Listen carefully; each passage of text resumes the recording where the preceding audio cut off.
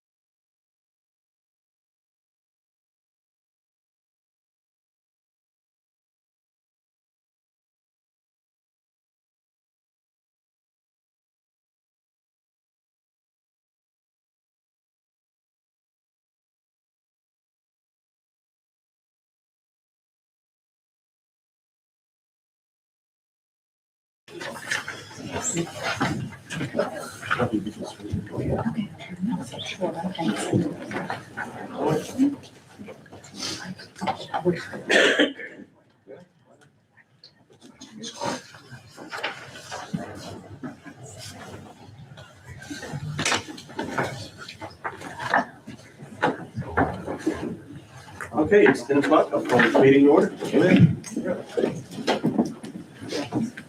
Dear Lord, thank you for this day today. Thank you for the rain that you sent to us. Be with us today as we conduct this meeting. Just give us the knowledge we need to make the right decisions, Lord. Continue to bless this county and this nation, and be with us throughout this week. Lead, guide, and direct us. Forgive us what we owe you. In Christ's name I pray. Amen. Amen. Allegiance to the flag of the United States of America, and to the republic for which it stands, one nation, under God, indivisible, with liberty and justice for all. Honor the Texas flag. I pledge allegiance to thee, Texas, one state, under God, one indivisible.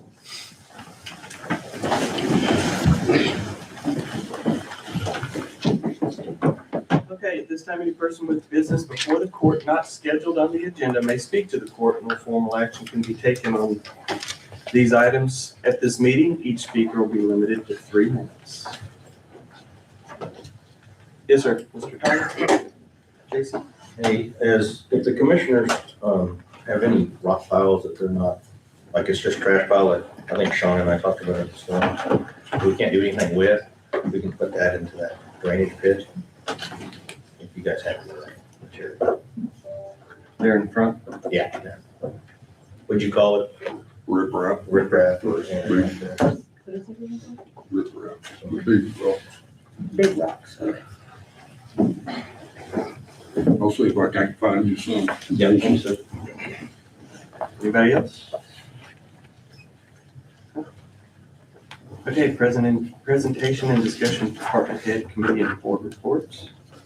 Looks like everybody was working. Yeah. Any thoughts or questions on the board reports? Everybody's doing what they're doing.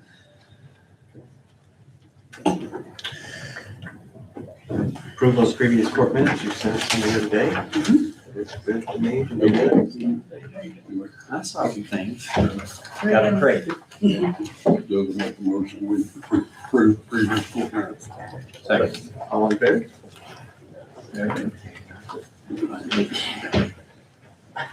In precinct project scheduling staffing. Motor roads. Finally got some moisture.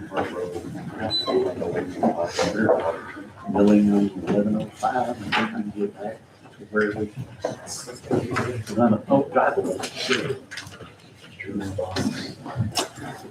Anything else? Getting ready to let so cold. And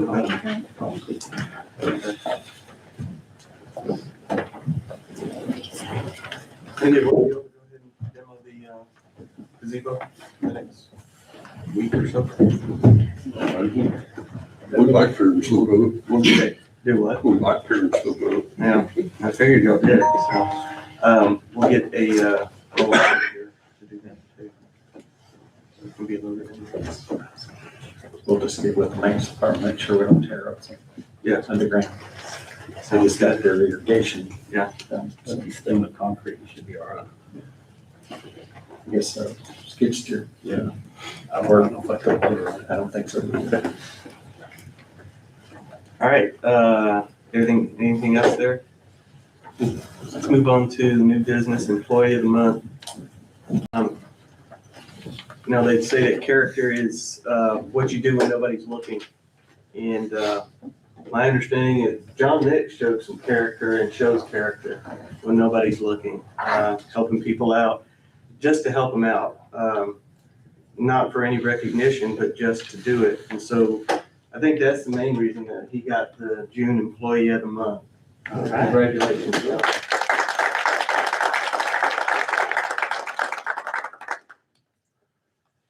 Thank you for doing what you do.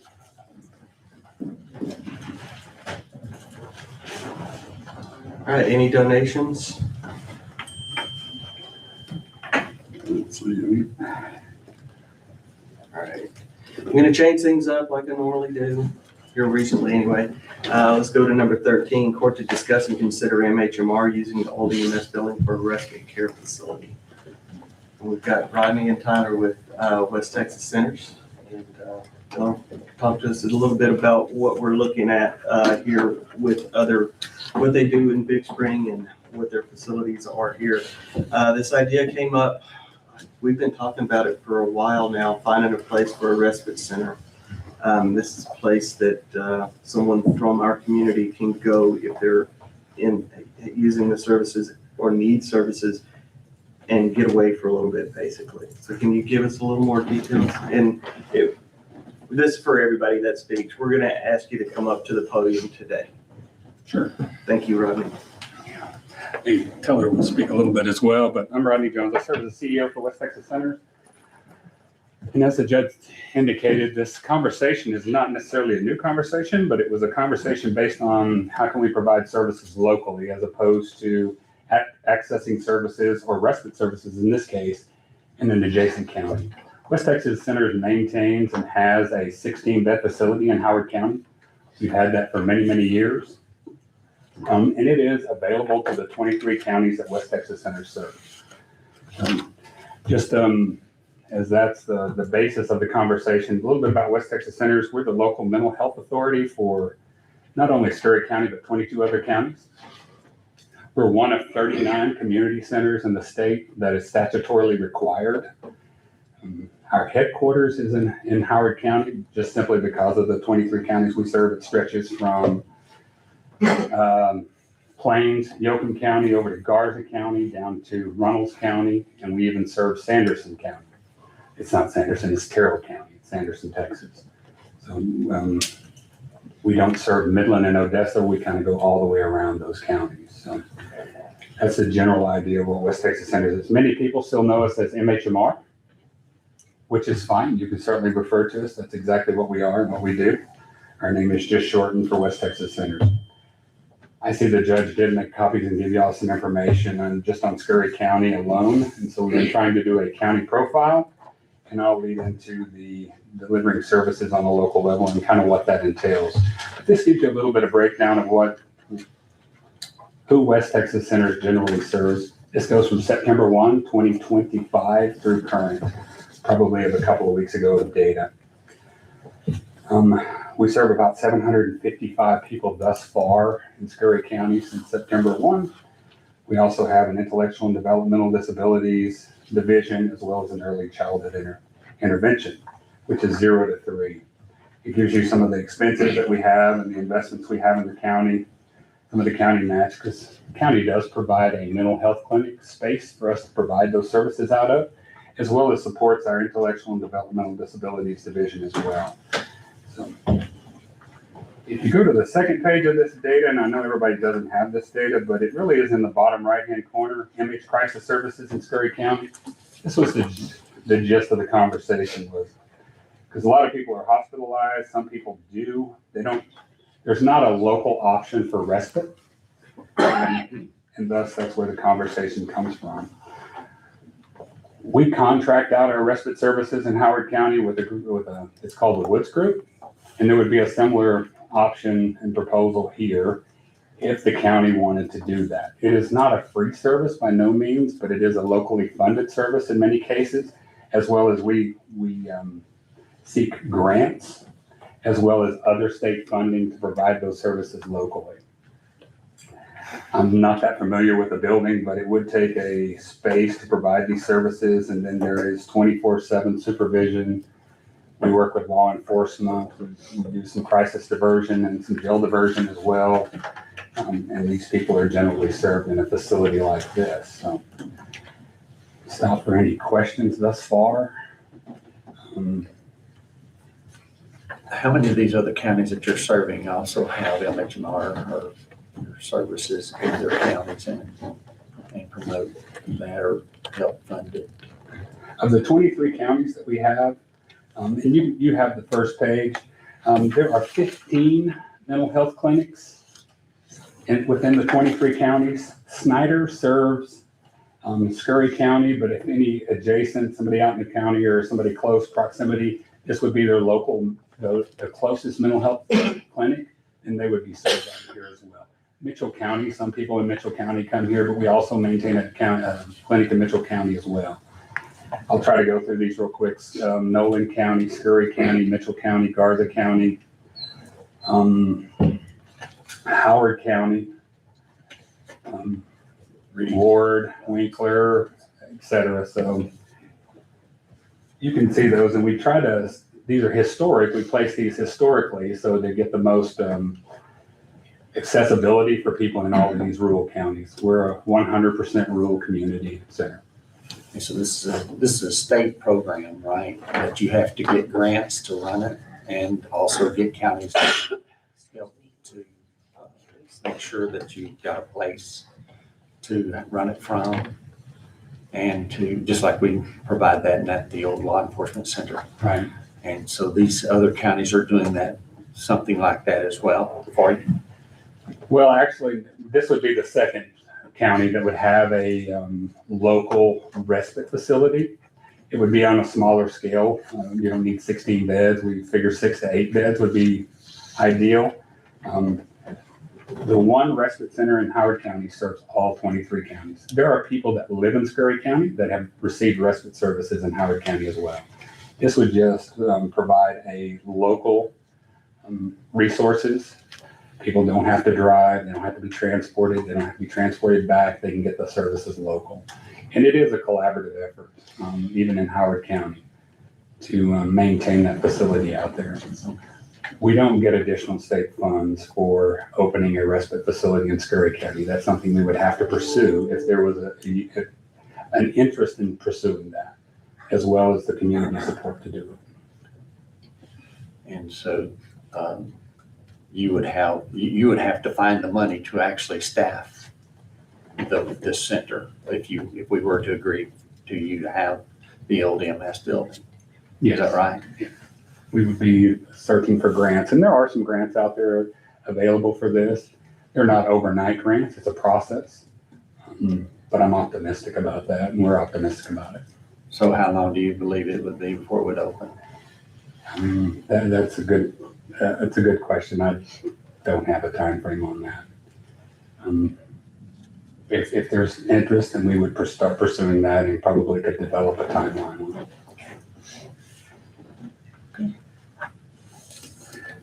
So speaking of collaborative, since Rodney's been the director, we have been collaborating very well. And we've brought in police and sheriff, other judges, Cogdell, and we've started meeting and working, seeing how we can best work together and communicate even. There's a lot of times that communication hadn't been there.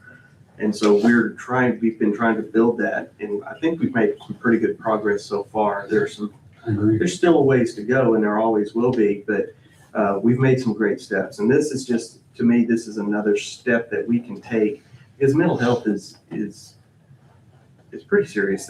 We have more cases in Snyder than most people would believe as far as mental health goes. And you could probably ask the sheriff or police department, and they'll tell you that we need to do more.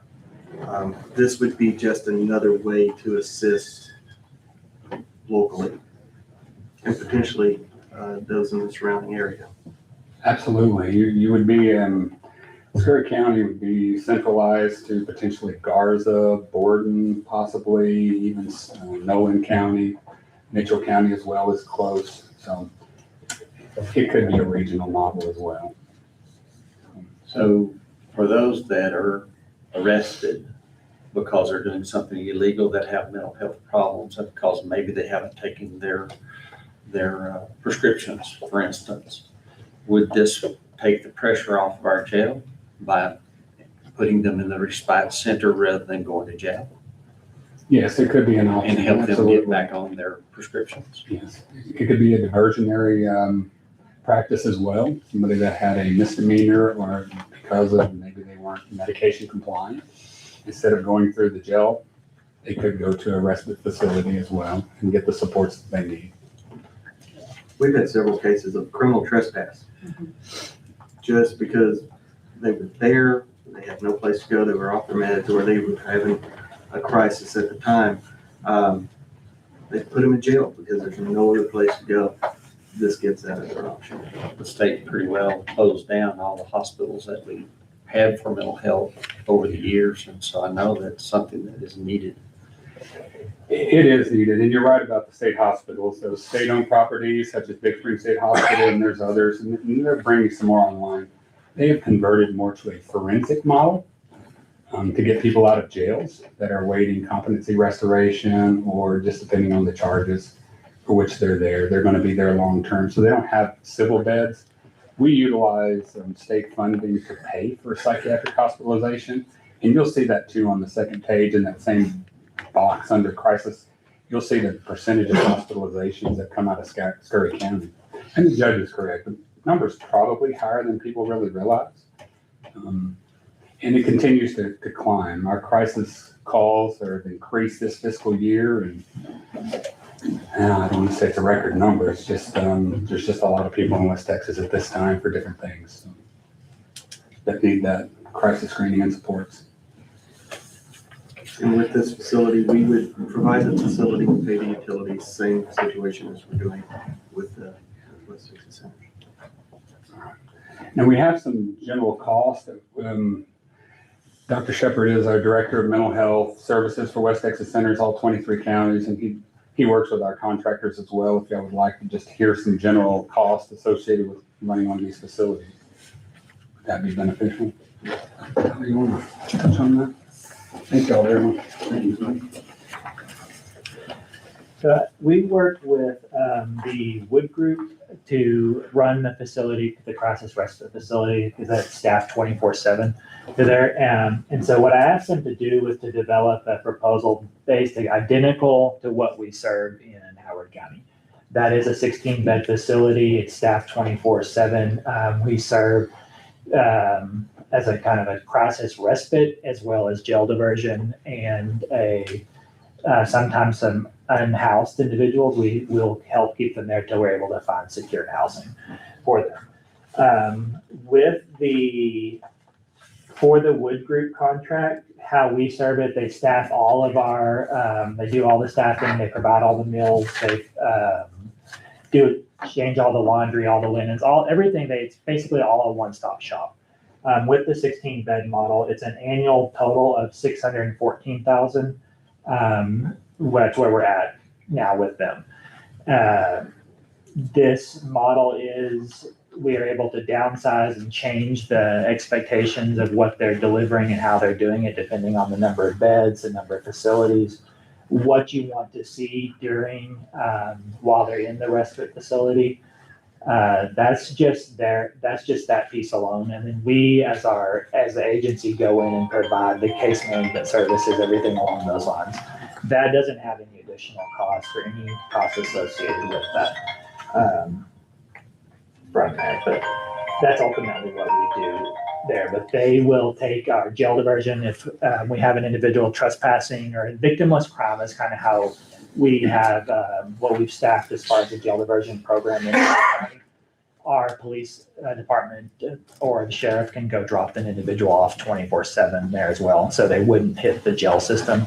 Now that's obviously would work out all those details with the local police department and sheriff's department from there, but they do get diverted from the jail setting, and we have additional grant programs that we can help follow those individuals through that route that way. And correct me if I'm wrong on this, but we have a lot of situations where the deputy or the officer will call facilities and there are no beds, and they'll call multiple facilities. This would be another option where they could take them to that facility. Because these officers are getting tied up for 2 to 6 hours or 8 hours trying to find a place and then transporting them and then coming back. And I think they've gone as far as Corpus Christi. Yes, sir. Because of the amount, you kind of alluded to the issue of decreased mental health beds. Sometimes we are, of course, trying as close as we can possibly get. Like for y'all, it would be Lubbock or Abilene are the closest two facilities, and we always try with them. The police officer is they're there to keep the scene secure and everything. They're not necessarily having to call and contact the facilities. We're contacting all of them through a system that we have. But the police officer or the law enforcement officer is the one is responding to the call initially. They're activating the crisis. They're waiting for us to be able to respond to get there. We are, of course, trying to get there as soon as possible, typically within 20, 30 minutes, especially if it's here in town, it's 10, 15. Then we have to do the assessment, and then we're looking for the placement and that type of thing. But the law enforcement agency is responsible for the transportation to and from whichever the outcome may be. So yes, it could be 6 hours one way if it's Corpus Christi. That's typically children's beds. Children's beds are much harder to find than adults or adults with disabilities. Those are a little more complex as well. And I would think that some of these other counties, if we're going to take some of their UMHMR patients, would want to contribute. I would think that could be a possibility, especially if as far as the surrounding counties in that way. Our respite facility in Howard County is full majority of the time, so while we do have it as an option, unfortunately, it's so full with people moving in and out of there. We try to keep people there no longer than 2 weeks, but y'all know as far as well as we do, the housing situation makes it a lot worse.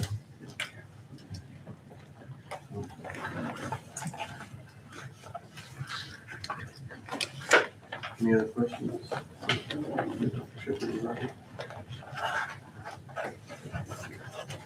Well, I can see them, we don't need something like that. And much more we're gonna give the state of Texas, obviously.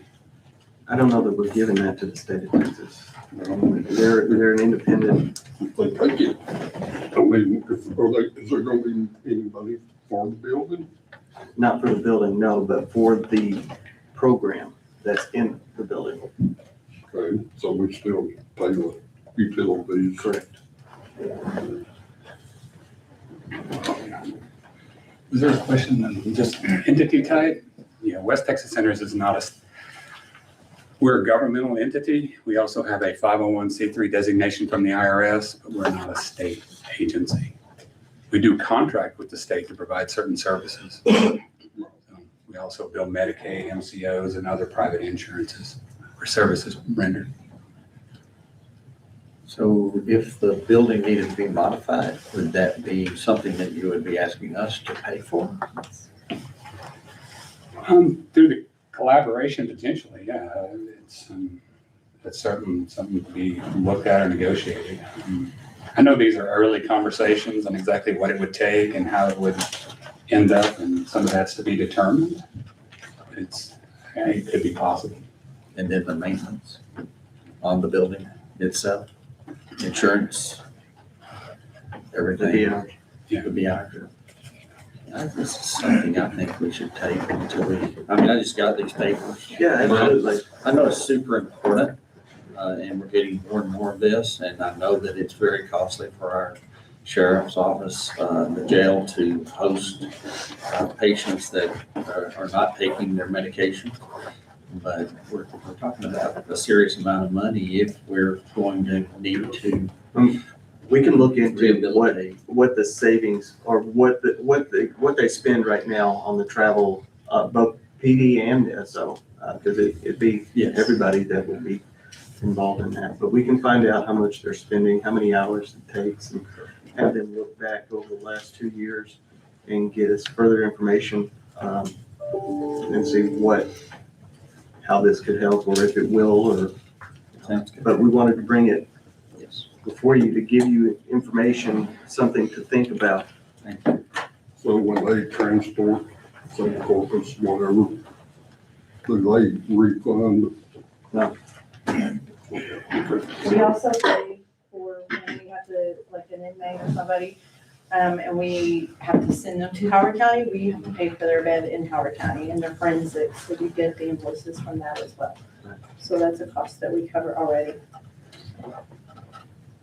So it could be a substantial amount that we're paying out, but if we could take into consideration the remodeling of the building, the maintenance on the building, the insurance on the building, a lot of things to consider. Could be. I bet the savings, especially with officer time, is if you have 2 officers out on the street and you've got one of them tied up with this situation, and you have to call in other officers, and they're paying overtime on that. And then you've got that officer that's gonna take them wherever they need to go.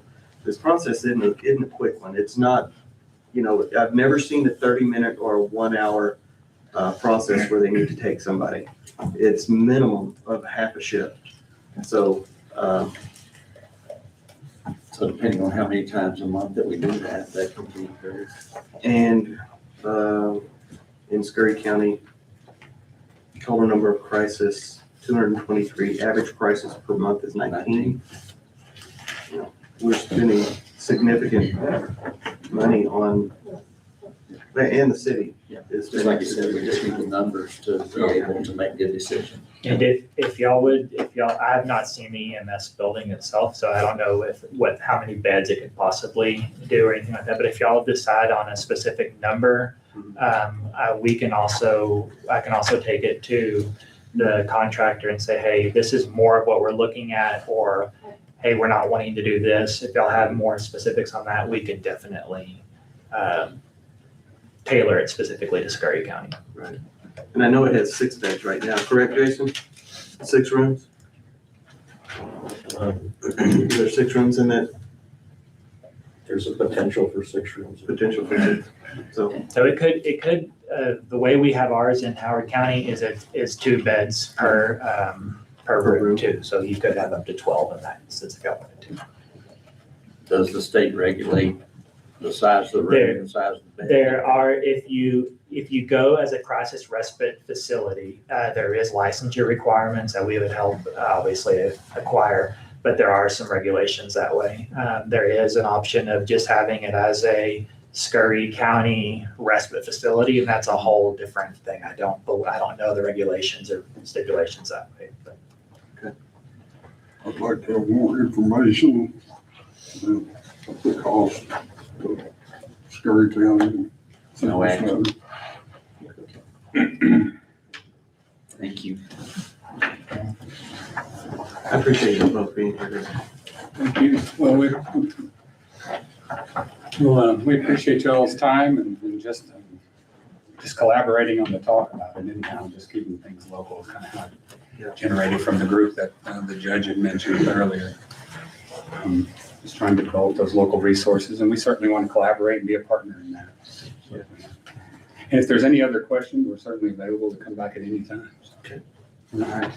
Thank you all very much. I'll follow up with you and get more information on what we think the cost might be. Okay, Dan, Yes. they can go, excuse me, they can go to Realtor to get the key. Yeah. To even see if it's viable to them. Yeah, it's Texas Hometown Realtor that has it. I'll get with you. Okay, I'll get with you. sounds good. Thank you all very much. Okay, thank you. Appreciate it.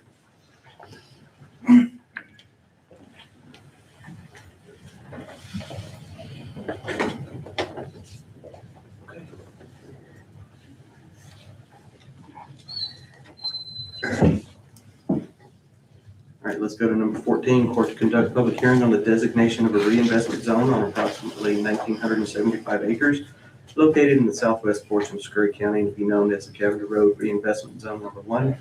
Reinvestment zone will encompass the properties of DC LLC and DC Gen LLC or an affiliate. And we have some folks here with us with SB. Yes, How are y'all today? Josh X, good seeing you again. Good to see y'all too. So the property is there. It's right at the end of Cavender Road at Blockline Road. And so we'll open this public hearing up at 10:29.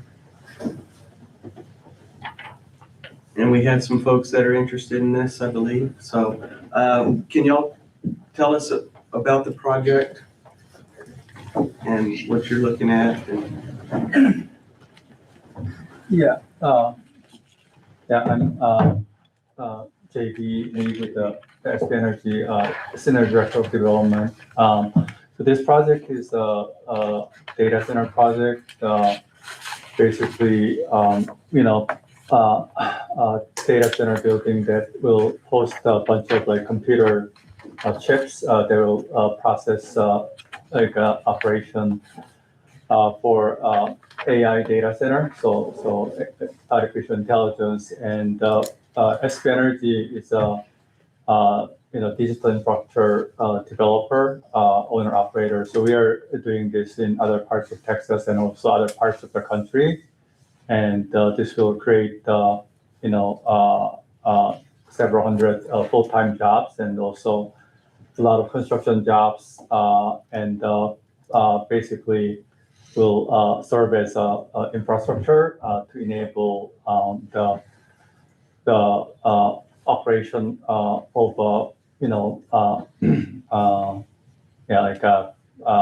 large language model or AI basically serving, your kind of inquiries, like when you talk with interact with ChatGPT or Claude, the other competing system or Gemini, you get this kind of inquiries. This data center will basically process those requests so you can use them, in your daily life. So the data center happens to require a lot of like computing resources, like your computer on your phone or your laptop or desktop. So this is like a kind of like a warehouse, like a building. Each building is roughly something like a 500,000 square feet. So you can kind of think of it as a warehouse, like a Home Depot or like a Walmart, but housing like rows and rows of computers, and with the people like working there 24/7. So that's essentially what this data center is like. So I think everybody that's here wanting to talk about data centers wants to know how much water you're going to be using. Yeah, so the data center water consumption, a lot of people think that data center uses a lot of water, and that was true in more like conventional design, like old design.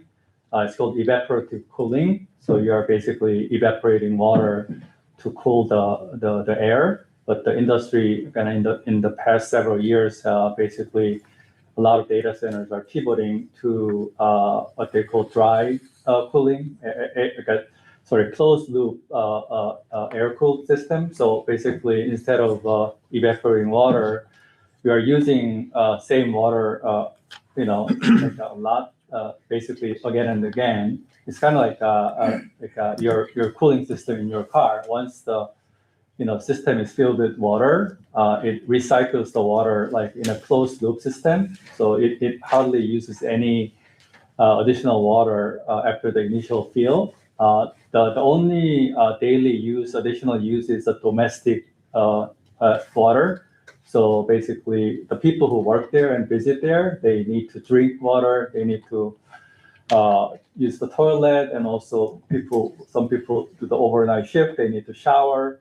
So the domestic water use, like in your home, that's essentially like on a larger scale, right? So the campus that we are contemplating here, we are estimating something like domestic water usage, and also there's some usage to wash like chillers a few times a year. But we are anticipating something like 15 to 20,000 gallons per day. So it's not a lot of water. Like if you think about it, like each gallon of water is like 50 bathtubs. So for the number of people and number of operation, the size of operation, it's very not a lot of water usage, and we also make sure that we are not drawing down like water like a table aquifer unsustainably. So we are drawing from like surface water versus groundwater. So yeah, that's essentially what the water usage is like. And we are very, very conscious about using water in a way that wouldn't take away water that should go to the community. So that's what we are doing for water usage. So you said surface water. Where would the surface water be? Oh, the reason I mentioned surface water is we are in discussion with City of Schneider. So they take water from Lake Thomas. And they have like 60 million gallons of water rights. So our 15,000 is like a drop in a bucket for what they have. In comparison, Solvay, the chemical plant that was out here, that is no longer out here, they were using 800,000 gallons a day. And they're not using that anymore. That was actually 200,000 gallons a day is what was Is told it to us. 200,000? 200,000 Okay, gallons a day. still, it's a big difference. That's a huge difference between 200,000 to 800,000. It is a huge difference, but it's also a huge difference between 200 and 15,000. Well, how many gallons of initial charge for the biggest one? Sorry, I think you said 20,000. yeah, 15 to 20,000 gallons per day for, like, we are thinking about, yeah, two buildings. But the initial charge to put into the system for the closed loop. That I don't know top of my head. It's like more like depend on the design. We are still in the early stage of like doing the design, so it's going to depend on the cooling system design. Are you gonna get your electricity? So electricity. So this data center will be connecting to the WET system. So WET is the local transmission service provider. So there's a new substation that is being built by WET about 4 miles south. So it'll be connecting to the electrical grid, and we'll be relying on the electrical grid. But also we are going to build a new generation in the area. So the data center is not just drawing electricity from the grid. We are also generating new power. So we are not bringing just the problem, but also bring a solution to the problem. And what's important is the electrical grid operator of Texas, ERCOT. They do a very thorough analysis of the electrical grid to make sure that this won't impact the reliability of the system. So we are going through that process. We already completed all the studies required for this location. There's just more kind of a screening that we need to go through, but the study of the stability, of the system has been already completed and approved by ERCOT. And also under SB6, if there's any kind of shortage of power, the residential customers get priority and the data center has to shut down. So there is that SB6 legislation to ensure that community, a power supply is not affected, but also, like I said, we're going to, build more generation. So we are make sure that a sufficient amount of electricity is around available to the community and also data center. So you're talking about building solar or? Combination. So we are still on the early stage, but the solar and also, potentially gas gen, but we haven't really quite determined the mix of technology yet, but most likely you'll have, some solar and potentially gas generation as well. And so most of the time we have pent up demand here because of all the solar and wind that we have. I see these towers shut down all the time. Mhm. And so I'm assuming that's one of the reasons that you're moving here is because of all that pent up demand that could be going on to the lines if there was more power needed.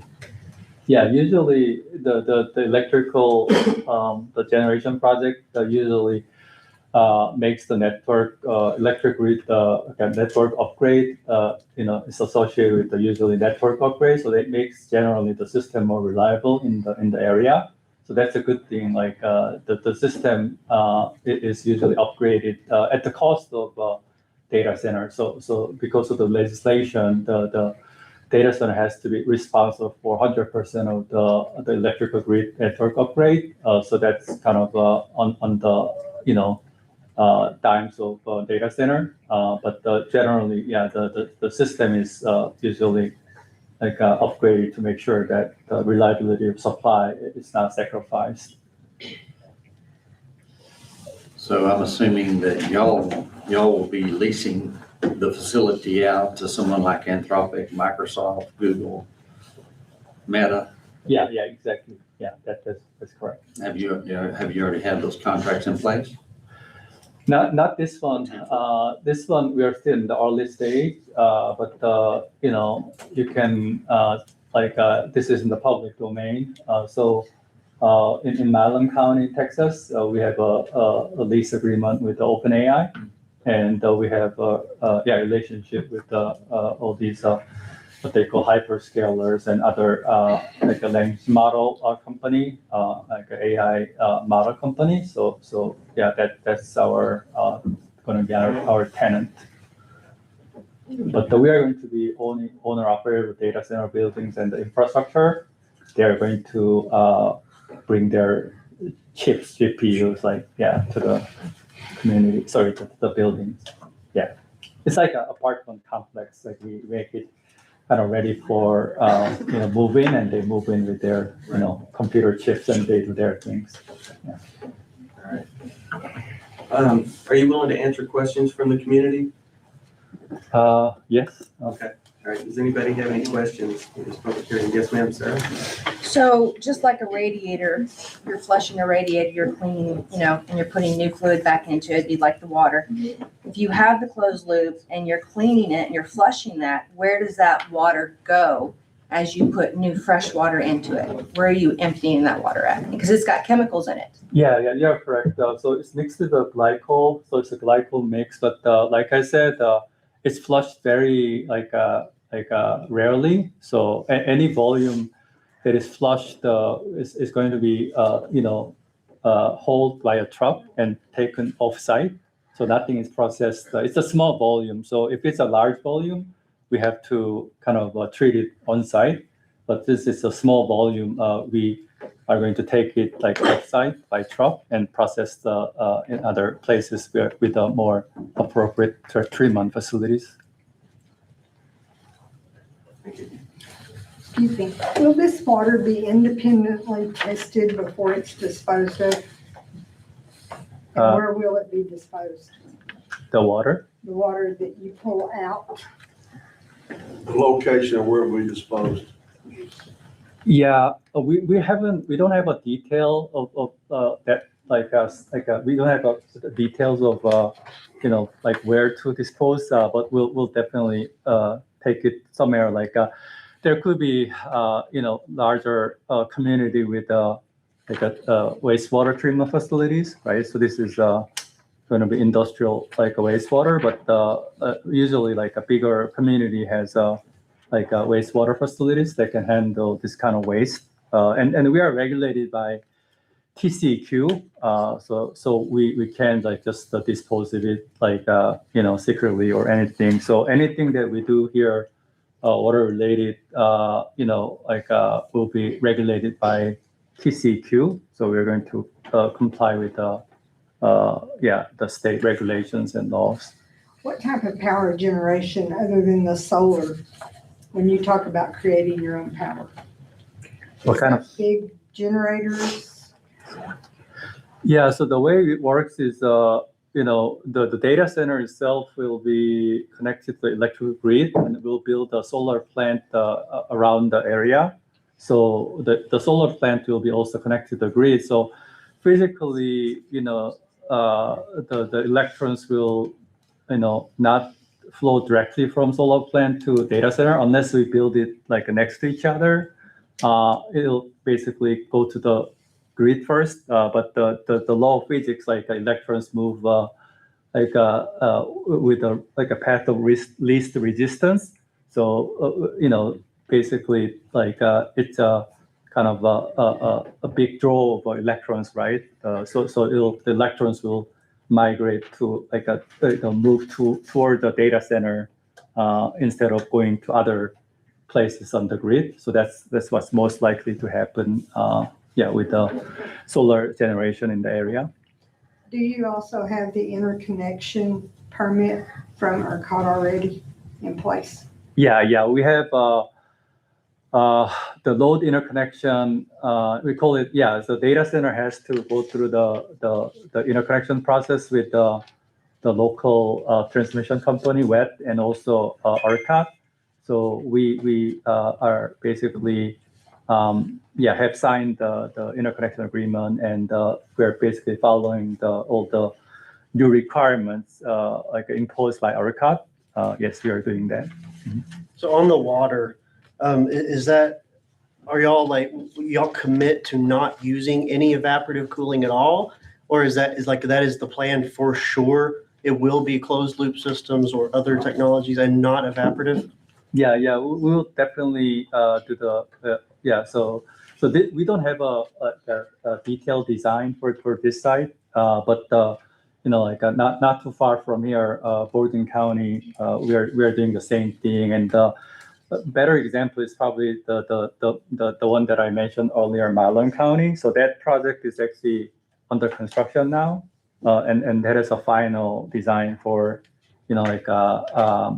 closed loop cooling system, and we can kind of share more information as we make more progress here and more define the design. But that's all we are doing. In other data center that we are developing across the country. Right now, we are all just doing closed loop dry cooling system. So what I'm hearing from you is you don't know how much water you're actually gonna use, correct? We are estimating about 15,000 to 20,000 gallons per day for the campus. Which is But I'm five. talking about your Average. loop. You don't know how many gallons you're gonna use for your loop, is that correct? The cooling system itself, so the 15,000, 20,000, that's domestic, drinking water, I toilet. understand that. What I'm asking is your loop. You don't have any idea how many gallons you're gonna be using for your loop, is that correct? From the cooling system. Correct. Yeah, so there's very minimal. There's no a daily basis. It doesn't require For any your refill. startup, how many gallons for your startup? Yeah, like I said, I don't know the number top. Oh, okay. Yeah, she's our water manager, so thank you for that. Hi, everyone. It will be a 1 million gallon, 1 million? but it will be phased over time. It's not a one-time, overnight fill. Sorry. No, you're fine. Okay. So yeah, 1 million gallon for the entire campus and phased over time. Like for example, each chip will require a certain amount of water for the initial fill. Okay. Let's say it will be like 1,100 gallons for the first 20 chip. Okay. Now, how much of that will be lost? Nothing I'm until, talking about how often does it have to be recycled? Because of chemicals getting into it, how often does it have to be recycled? that entire amount doesn't need to be recycled unless there is an emergency happening. There is a huge leak or failure in the system.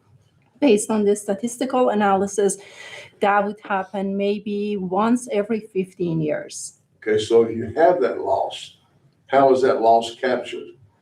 If you have a leak, how is that captured? The leak we have to make sure that the leak doesn't happen because it will impact the cooling process in the piping system.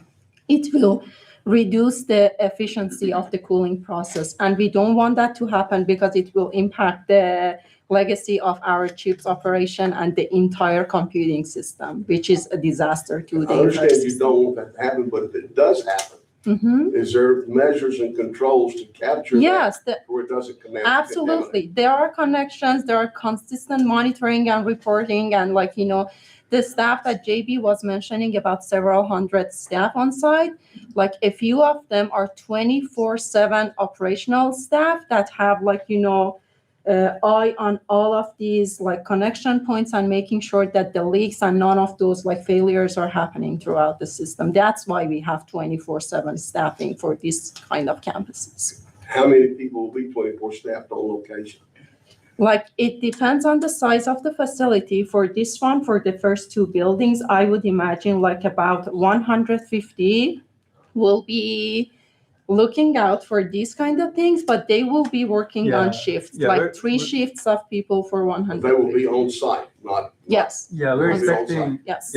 few hundred people, full-time employees, and Molly said. By the way, she's a PhD in water resource engineering, so she knows a lot about water engineering, the data center has to have a very, very high reliability, right? When you're doing the internet, the AI, you don't want it to be not working. So it has to be a 99.9% like 3 nines, we call it, available all the time. So it is designed with a very high redundancy. So we are not like losing like the operation is not down. So the water system, electrical system, everything is designed with a very good like redundancy. So like it's going to be very very rare, to have so like a significant leakage of water, and make the the data center not operational. It's just the nature of the design. The data center makes it very like a robust, like a proof to kind of emergency event.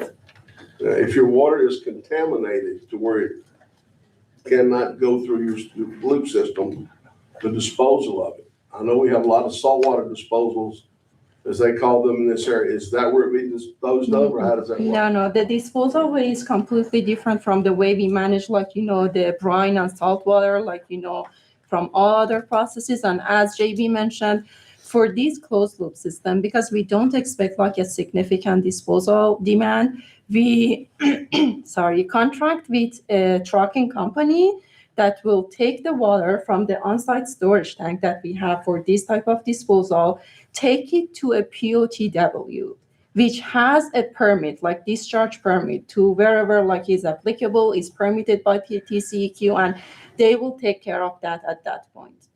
So we don't do any direct disposal, any direct discharge or anything. It's just we collect it on site, we give it to the trucking company, a licensed trucking company. They take it to the POTW system and they. POW is public. POW. No, then that's different.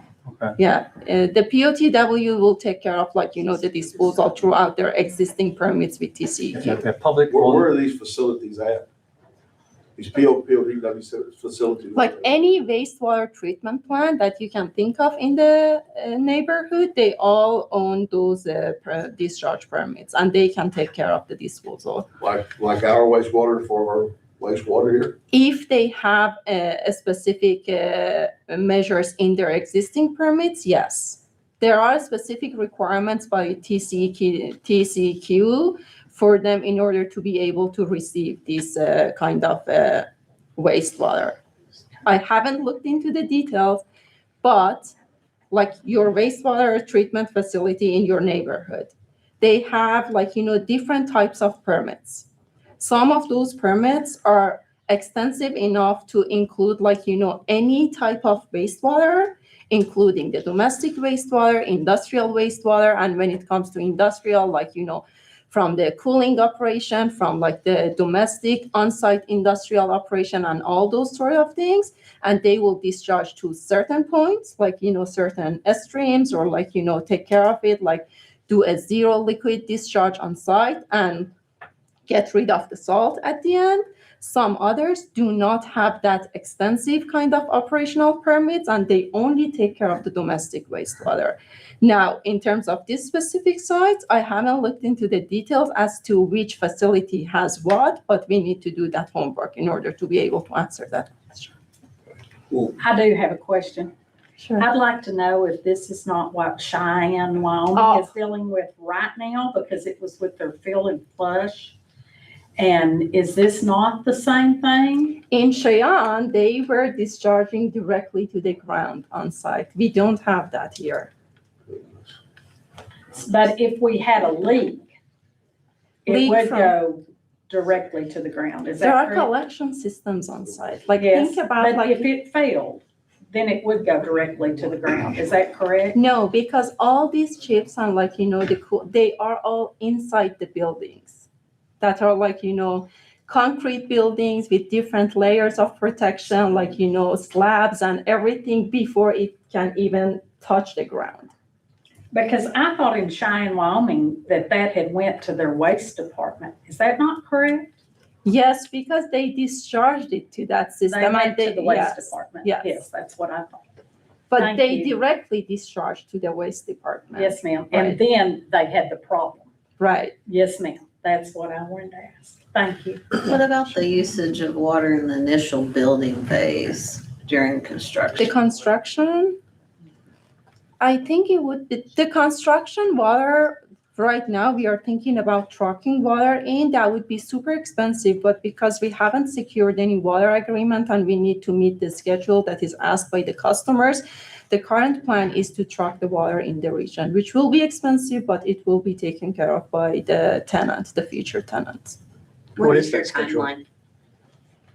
The timeline is dictated by those tenants and currently in negotiations, but we are thinking about maybe a few years from now. The faster they can get it, the better, but it all depends on the availability and technical feasibility of all these resources that we are talking about, the water, wastewater, power, and all We're of some these time away, together. still some time away from Yeah. start of construction, so that may not be until late 27. We don't have a specific kind of construction schedule at this point. We still relatively early stage of project development. We have all the grid interconnection approval, have the land and also other components, but the actual construction happens when all the components are in place. So the construction will happen probably not until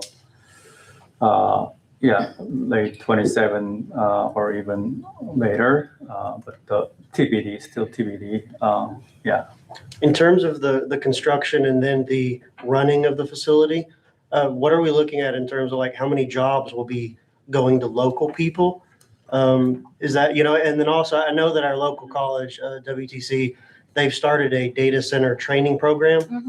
So I just, is there anything y'all are making any kind of commitments to that where we're any jobs that do come of that, where do our citizens get the first? The priority goes to the local jobs because it's a win-win scenario for both sides. For us, in order to be able, find staff who can commit to make themselves available during the time that they are needed for these data center cases, 24/7 kind of presence at the site. And for the people who want to take advantage of the growth and development in the area, in other places, and again, here, because we haven't made that much development, we don't have those plans. But in similar places, we have been working with local colleges, communities, universities in order to increase awareness, start some early education and educating the workforce, prepare them for the future jobs that could be developed for them on campus.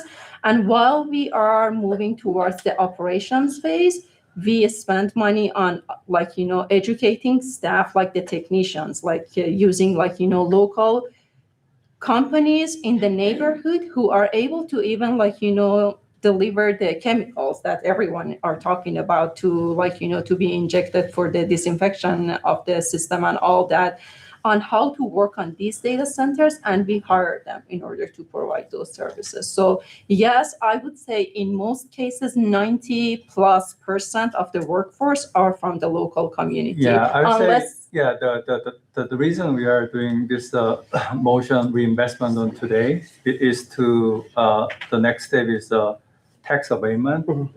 So in the tax abatement agreement, property tax abatement agreement, we'll have a specific commitment to number of jobs and number of size of investment, and that agreement also will have something about prioritizing local labor force, local resources, contractors for the construction of data center, and it's kind of reflected in other kind of data center tax abatement agreement, and we'll basically do the same thing here. And we'll have a kind of somebody you guys can call, a local person for this kind of purposes.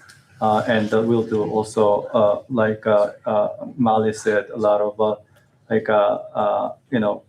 kind of partnership and cooperation to workforce education. So there are different kinds of jobs. There's a fairly kind of relatively does not require highly a skill education or skills, but there's also more technical ones, and we'll definitely work with the local schools. Texas Tech is not too far from here, so and there's other schools that we can work with to create a program where people can be trained for a job at the data center. So that's all going to be part of the agreement with the county. Zachary, I can tell you that WTC and SB Energy have connected. Okay, okay. So my question is to the commissioners, as you decide on this reinvestment zone, does a company have to give designs first? Or do you just decide on the reinvestment zones and then just hope that that design fits what you think? This is just the first step. So just allowing the reimbursement investment zone is just the first step. We're not requiring designs right now. We won't necessarily require designs as we go forward either, but So you really don't know what you're getting. we will know what we're getting because it will all be spelled out as we're speaking, as we go along. This is just step number one in the process, and it's. So when's the next public hearing regarding the next steps? That hadn't been set yet. We've If got the to get reinvestment this zone first. is in, when's the next time that we can discuss things? As the, There will be one, but I don't know a date yet. I have questions. Yeah. So we're first, go ahead. Yeah, just a question, where we can get information of the developers, we're with the labor's union and we would like to keep jobs locally for the members around here or for the community. Sure. We can help, so if we could get some information on that, be grateful for us too, and Of for the course. community. Of course, and believe me, that's our priority too, we discussed. Like, I know you all are concerned about like these evil data centers going to the areas, and I'm sure most of the understanding comes from like those conventional data centers using like, tremendous amount of water, all lost to evaporation during the process, and like, not caring about the local community. But I guarantee here that my own guiding principle in designing like, the water demand for these sites is to do my homework, research the community, and get myself familiarized with the constraint that we have in terms of the resources and infrastructure. Because my end goal is to make sure whatever I do here is not negatively impacting the infrastructure and the resources that we have. Because at the end of the day, we want to be neighbors here. We want to be living together like, for the next 30 years. And we want to make sure that this collaboration is effective and like, benefiting both sides. In terms of the labor and all of those commitments, we will make sure to communicate with those. So we'll hold to answer your question, we'll hold like a town hall meetings, so people can come and talk with our EPC company, so they can talk about specific jobs or type of service that you're interested in providing. Okay. So we'll hold town hall sessions to answer all kind of questions that you may have, and also talk about the specific contracting opportunities. Have you guys found any contractors that are planning to make this data center? We haven't yet. We haven't decided not at on that where to stage use as a EPC company. And I wouldn't consider this as an attack, but it's always fearful when you don't understand the picture outside of Snyder, Texas. Yep. It's something that we're not, it's new Yeah. to us. So I Yeah, mean, there's so- lots These of are fair questions. Of, Yeah. of fear Yeah, of totally. water, noise. That's another thing that hasn't been addressed is the noise. Right. You're in an area, you're pretty close to town and Right. residents, and what are they gonna have to deal with for the next 30 years? So Yeah. it's a concern, Yeah. of, not an attack. So That- SB Energy, we actually have a operating solar plant in Borden County, so not too far from here. And that's where also we are developing another data center. But if you talk to people in Borden County, we have been in the community for now like 5 years, something like that. And we have a very good reputation. We try to be part of the community. We sponsor, the local kind of events like a livestock show or other like a HOP program, the kind of the local like transportation for seniors program.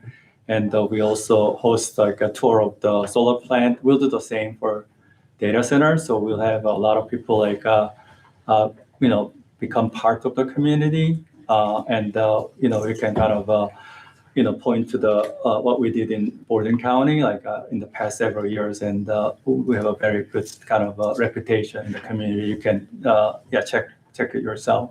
I think it's important to clarify, like Molly said, we're long-term owner operators. We're not developing this and looking to flip it to the next guy.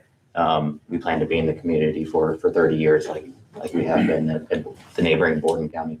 Yeah, we We didn't can connect expect with- this to be like a public hearing, kind of like this long, but we'll hold more town hall sessions so we can answer. Are any you planning on questions. doing, how many town halls do you think y'all will do? 'Cause I think that would be, that's, like she said, that's one of the main concerns the citizens have, is they kind of want to have information on this. and, Yeah, yeah. You know, they just kind of want to Yeah, know what's we'll happening hold multiple, like we did several in other counties, so we are expecting will be the same. And if I may just add a point, like the reason for all this rush for AI data centers and everything is that I'm sure most of you are already aware that we don't want to fall behind China in terms of like the digital infrastructure and AI and everything. And that's the reason for rush. And it totally makes sense that the citizens, because like in this county, I'm the developer. In another county, I live and I'm this concerned citizen who will have some of these questions probably.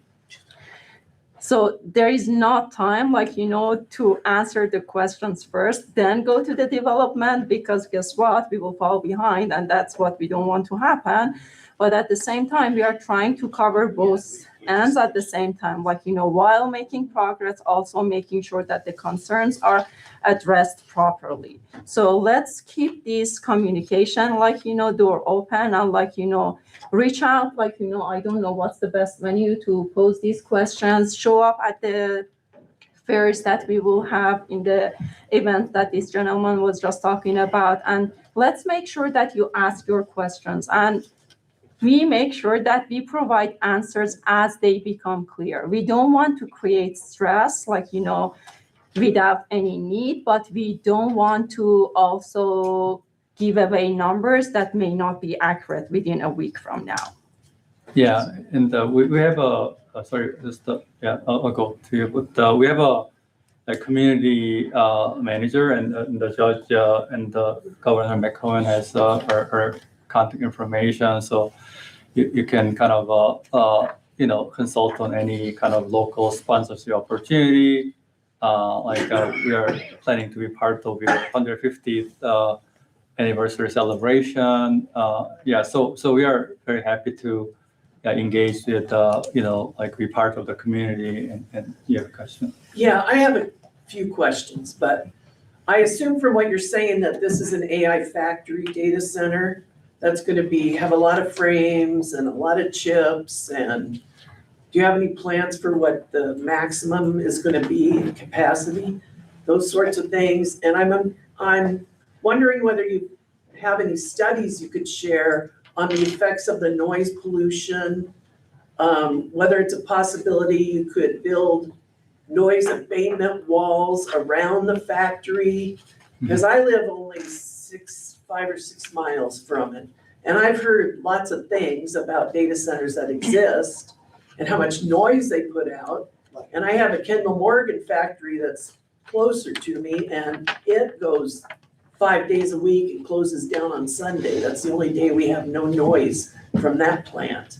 So I Yeah. don't need any more noise pollution. Yeah, definitely. Also, I'm hearing, do you have any studies you can share on the effects of livestock, honeybees, things like that in the area? Yeah, we can kind of see what we have on the livestock, but the noise is a very common question. So the biggest source of noise at the data center is chillers, mechanical chillers. So the computers are usually they are very, it's inside the building, quiet, but also inside the building. The chillers are the biggest source of noise. And I assume you have to have more and more of those as you get more chips and frames in there. yeah, so the initial design have chillers, and once the building is up and running, it's going to basically determine the size of a number of chillers. But the chillers are are going to be as you saw, it's a really large campus, and this data center buildings are each of them is 500,000 square feet. So Yeah, it's it's 30, 40 acres. I can't do the Right. math, but you're talking about like a 30, 40 acre buildings in a 1,000 like acre campus. So from, the source of noise to the property boundary, it's a long way. And also like we can kind of commit to a certain like a decibel level, like from the property line. So you guys don't have to worry about like, the decibel like or noise from the data center campus. So And you're like, gonna go 24/7, right? yeah, 24/7. So all day, all night, every Yeah, day of the week, Mhm. whatever that noise is, it's gonna be. yeah, Just a yeah, we quick do a caveat very there. like a good sound. Especially if you have a closed loop environment, those, whatever you call them, are gonna be going all the time. Yeah, so we implement all the sound attenuation like measures to keep the noise down. But also, like I said, what really matters is like from the property boundary, right? So we can commit to a certain like a noise level. I think the commissioners, if you do allow this, should have you build a wall around the whole perimeter that's a noise abatement. Yeah, So I yeah, think we yeah. should consider that, like they do on freeways that are next to the houses. They build these huge They walls. do it in the oil field. And they do it in the oil field. So I think they should consider that. And also 15,000 to 20,000, which I think is probably a low estimate just for your working people, is 5 to 7 million gallons a year, right? Do you know how that compares to like, a residential home or like, a small And commercial? I just look at it as 5 to 7 million gallons a That's year. the evaporative cooling design. But we are not doing Well, that's what evaporative. you No, said, no. 15,000. No, she's talking about Four just person daily household would use around Daily. 144,000 gallons. a Which year. might not be that much Yes. compared to the whole thing that we have. No, let's just go through the assumptions together. Like, for these data centers, for the staff that are on site only for like, flushing, eat their lunch and like, use the water and maybe once in a while safety shower has to be operational. We are assuming 20 gallons per day per person. For residential, like, based on the regulations, I know it's different across the state, but on average, we are assuming 80 gallons per day Yeah, per but person. residents, you do laundry, you do. all this Exactly, stuff, that's use my a lot point. more Like water, that's my point. Like, right, the but it's difference still in demand. 5 to would be- 7 million a year, even at your 15,000 to 20,000, so. I Just for think- that, I just want. For everybody what to size know, of that's all. family you are saying? It depends on what size are you talking about, right? No, I'm talking. Let's about how talk much about water you're gonna person- use. No, I hear you. I hear you. Like, my only point is like, person to person, if you want to make that comparison, this is 20 gallons per day per person. Like, tops, this is an overestimation, just making sure that we don't fall short. For residential buildings is 80 gallons per day per person. Okay, so just so you know, I agree with Sid Miller, I think we should put a moratorium on data centers Totally. until we fully understand what the consequences to the environment, to the water, to the electricity, to the living conditions around it, to the livestock around it, because I'm hearing people say now that their livestock, their calves are all being born, stillborn, because they're near a data center, and my son's an electrical engineer, and he tells me they put out noise for like 5 or 6 miles, you can hear it. So I'm for a moratorium on data centers until we understand more of the impacts. Sir, See what's happening. The heck with China. I understand we're in competition with China. And, I know data centers would bring jobs to the county, but Yeah, there's a lot of Let's see. misinformation, like. I'd like to see an actual data center that's gonna be like yours. What are the parameters for that particular kind of data center? I'd like to see it in writing. Like, how much noise does it put out? What's the abatement plan for the noise? How many decibels? It's gonna be 24/7. As you build it larger and larger, there's gonna be more and more Yeah. noise, more and more water use.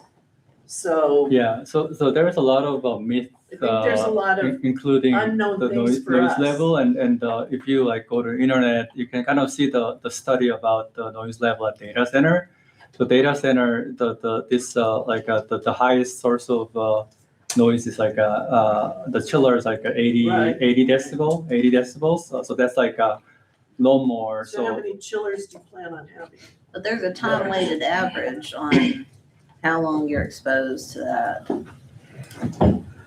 It's a seasonal operation. I wanted to add that note when you were discussing, like, it's not 24/7. It depends on, like, for example, during hot seasons in summer, most of them might be operational, however many numbers they are, that I don't know yet. But like during winter time, like early spring, that like, the weather is cool, still is chilled outside. We don't need to go through like, that level of operation. So the lower number of chillers would be operational at that time. So yes, it's 24/7, but the numbers depends on like the seasons that we are talking about. So in the hot part of the season when there's. The cooling demand would be higher, so the more Right, number of so it'll be chillers. noisier during the summer, okay. Sir, I do have a question for you. So the next time that you do have one of these town meetings, or when we do have one, will you be able to tell us that property that right there has a lot of wildlife on it?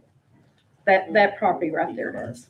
So will you be able to tell us like what it does do to the environment and our Yeah. animals? Will you have data that shows us that at Yes. that meeting? Yeah, so we do for every single site we do like phase one, that's the environmental kind of like the historically what happened, but also we do like the kind of wildlife like a study. So it's called site characterization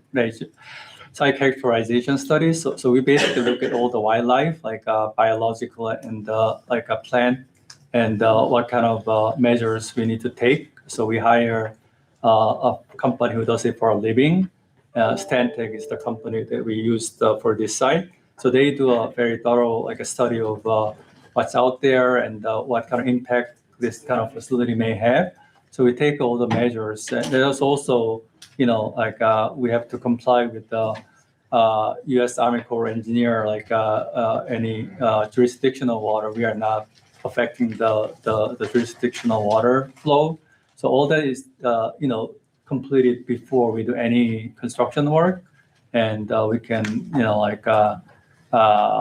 share that kind of study information. And we have to obtain permits for all of those. It's not like, we do this study with a firm of our own, selection. It's not like that. Right. We do the studies, but that's for our own awareness, making sure that we are not constructing or impacting any of these, resources, including the on-site streams, the wildlife, and whatever at all that is within the boundary. But at the same time, before for us even moving to planning for those construction, we have to submit the permit applications to the state. So they will review, they make sure that there are not any of the endangered species or any of those sorts, no stream or water of the states are being impacted within our site, nothing of that sort. Then they will approve our application and we are legally authorized to move to the next steps, which is the construction and moving forward. Yeah, for example, if you're doing like any construction activity, grading activities, we make sure that we are not affecting like nesting, like a season, like the like a bird, like a nest, right? So we are doing like all the like environmental people checking like the bird nest, and we are avoiding that during the nesting season. So we are taking all kinds of measures to make sure we are not Can you give me affecting. the name of your company again and whether it's a public company or not? It's not a public company, it's SB as a boy, Energy. Thank you. Sure. I have a problem about safety. I live on a busy road out here. It's a state highway, 1606 is what the name of it is. I personally watched them trucks that y'all had hauling water to Colorado cities. I went by there where they were picking that water up, and there was not a man or a lady could speak English to me. None of them. One guy was from Cuba. Now, I have a problem with people running up and down the roads of our county or our places that we live that our families travel up and down the same roads, that run stop signs. And don't tell me they don't do it, because I've seen them do it. I followed those trucks. I tried to find out when I talked to them, and nobody could speak English to me and tell me anything about where they're hauling the water. Now, I accepted the fact that y'all probably told them, don't give out any information about where we're hauling this water, because they haul lots of water. I mean, tons. So I followed them, and they hauled it to that AI plant over at Carter City.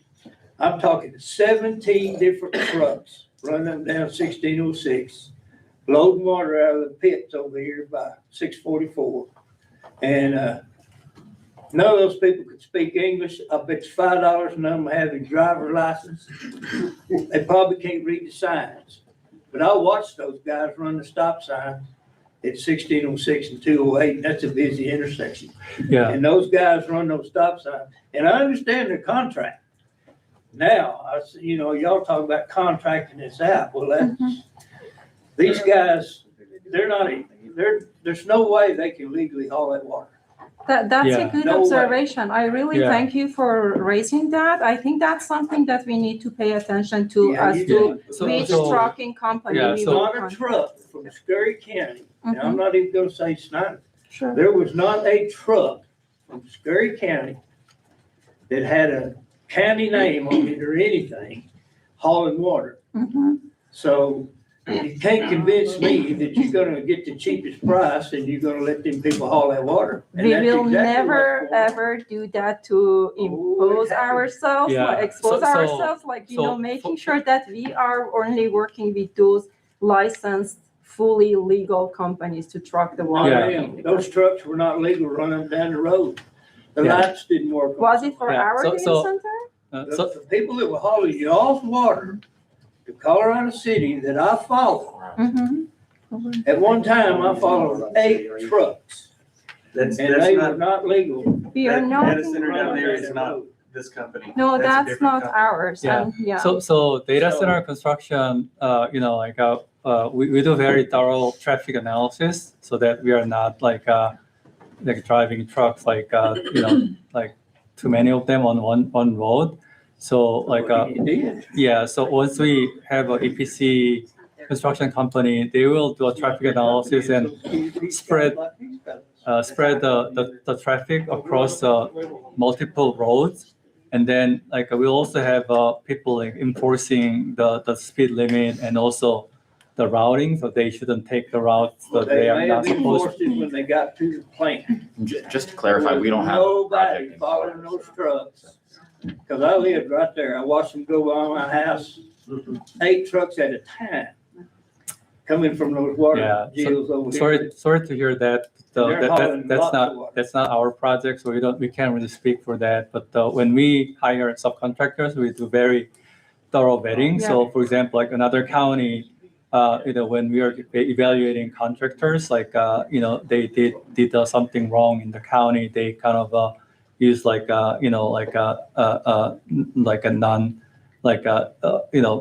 proper no license plate. So we check all the records and make sure that we are not using Well, you did companies very that has a good. checkered record. And we have a good Colorado communication City with, over there, those folks are not happy with that plant over there. I guarantee you. I don't think we Yeah, I would be the same. can give out that amount of water. How soon we forget. Our poor lake went dry, we was under a drought. We had to run our water wells. There are draft measures that we will definitely comply with. Well, So we- y'all How much haul, carbon monoxide do they put out? y'all haul millions of water, gallons of water. Not just a little bit of water, y'all haul a lot of water. Cause y'all were hauling water from the water wells over here that Colorado City gets their water from. And I know you did.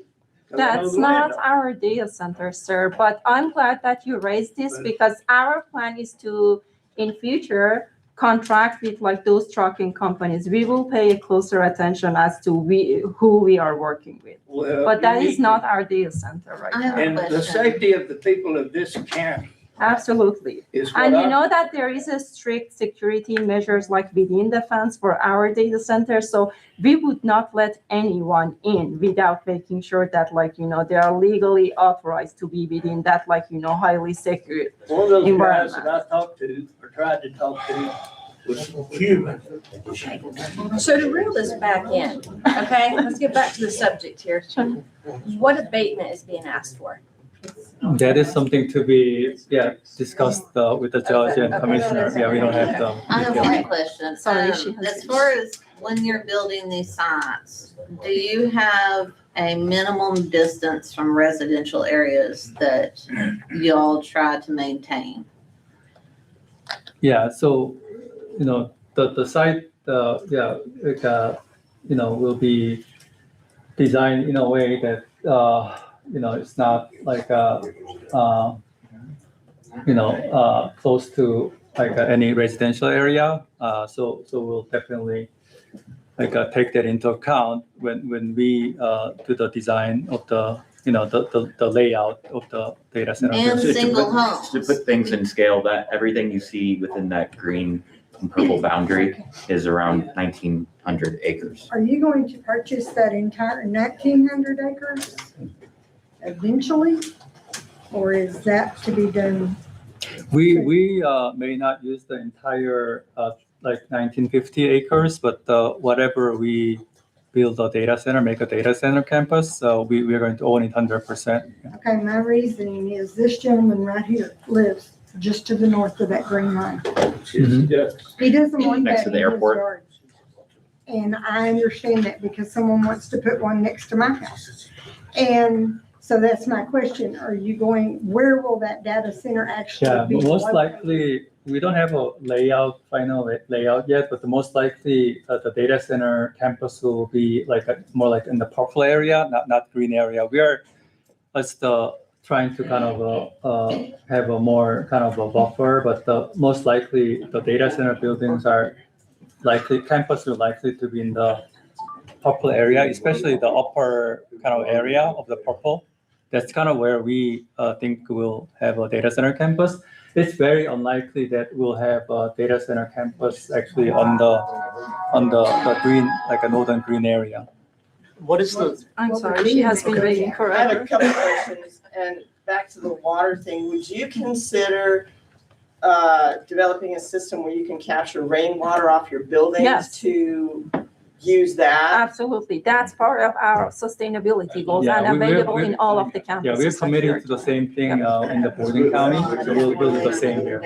We cannot do that as the primary source. As you can imagine, we cannot rely on Mother Nature to give us certain Right, amount of but water. it could be a But yes, that is Yes, ma'am. incorporated. in Okay, and one other question, would you talked about leasing this out, would this building or this campus only be leased out to companies that are US based and not anything outside of Oh, our country? yes, Yeah, for absolutely, sure. yes. Yeah, Okay. We are not allowed to do other than that. Okay, and one other thing you mentioned about, this thing with China, some data I've seen, we have way more data centers in this country than China has right now. So how many do we actually need?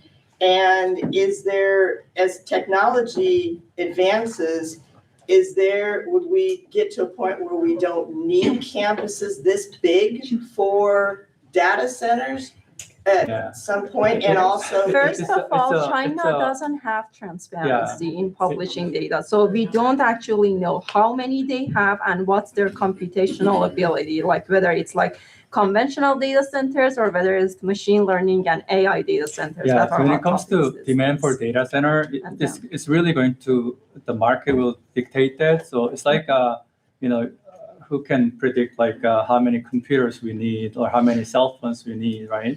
It's going to eventually, the market demand will drive how many data centers will be needed. So if people start using more AI, more and more AI, more of these will be built. If people, for some reason, I don't need AI, not as many will be built. But we're talking about not just Claude and ChatGPT, but people are also talking about physical AI, right? Self-driving and robots that will help you at home. So if those things explode, like we'll need more of these. But that's like a crystal ball question, right? So It's it even depends for on how much national security and defense application, which is like, of a significant importance these days. Like, when we're talking about competing with China, it's not really over ChatGPT versus like, a model that they are developing at China. It's more about like, those national security matters that would require AI more data and more. center is used a lot in military operations too.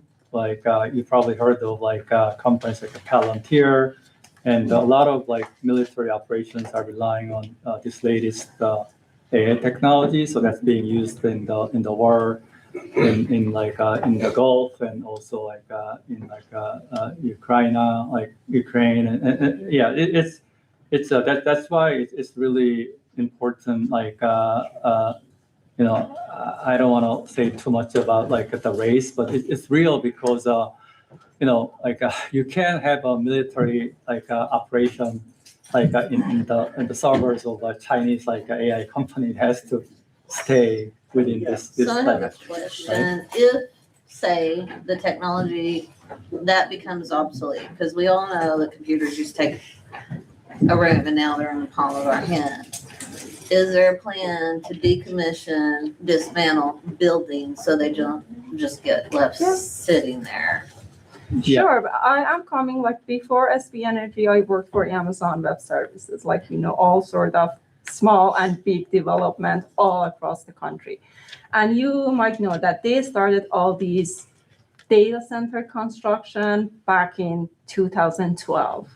So they started with conventional data centers with old chip that were not efficient in any way, like, the power consumption, the water consumption, like, even in terms of the noise level, and all the arguments around the noise are mostly coming from those older data centers that were not like, efficient in any of these perspectives. It was a sort of like a try and error over time to make like the operations more efficient. And as an example, I remember that in one of Amazon data centers, like before I left, we started decommissioning like the older stuff and like, replacing them with more up-to-date technology. So we would make it more efficient for the sake of Amazon cost saving, right? Because it wouldn't make sense for them to continue using something that was outdated and was not effective to any of their purposes anymore.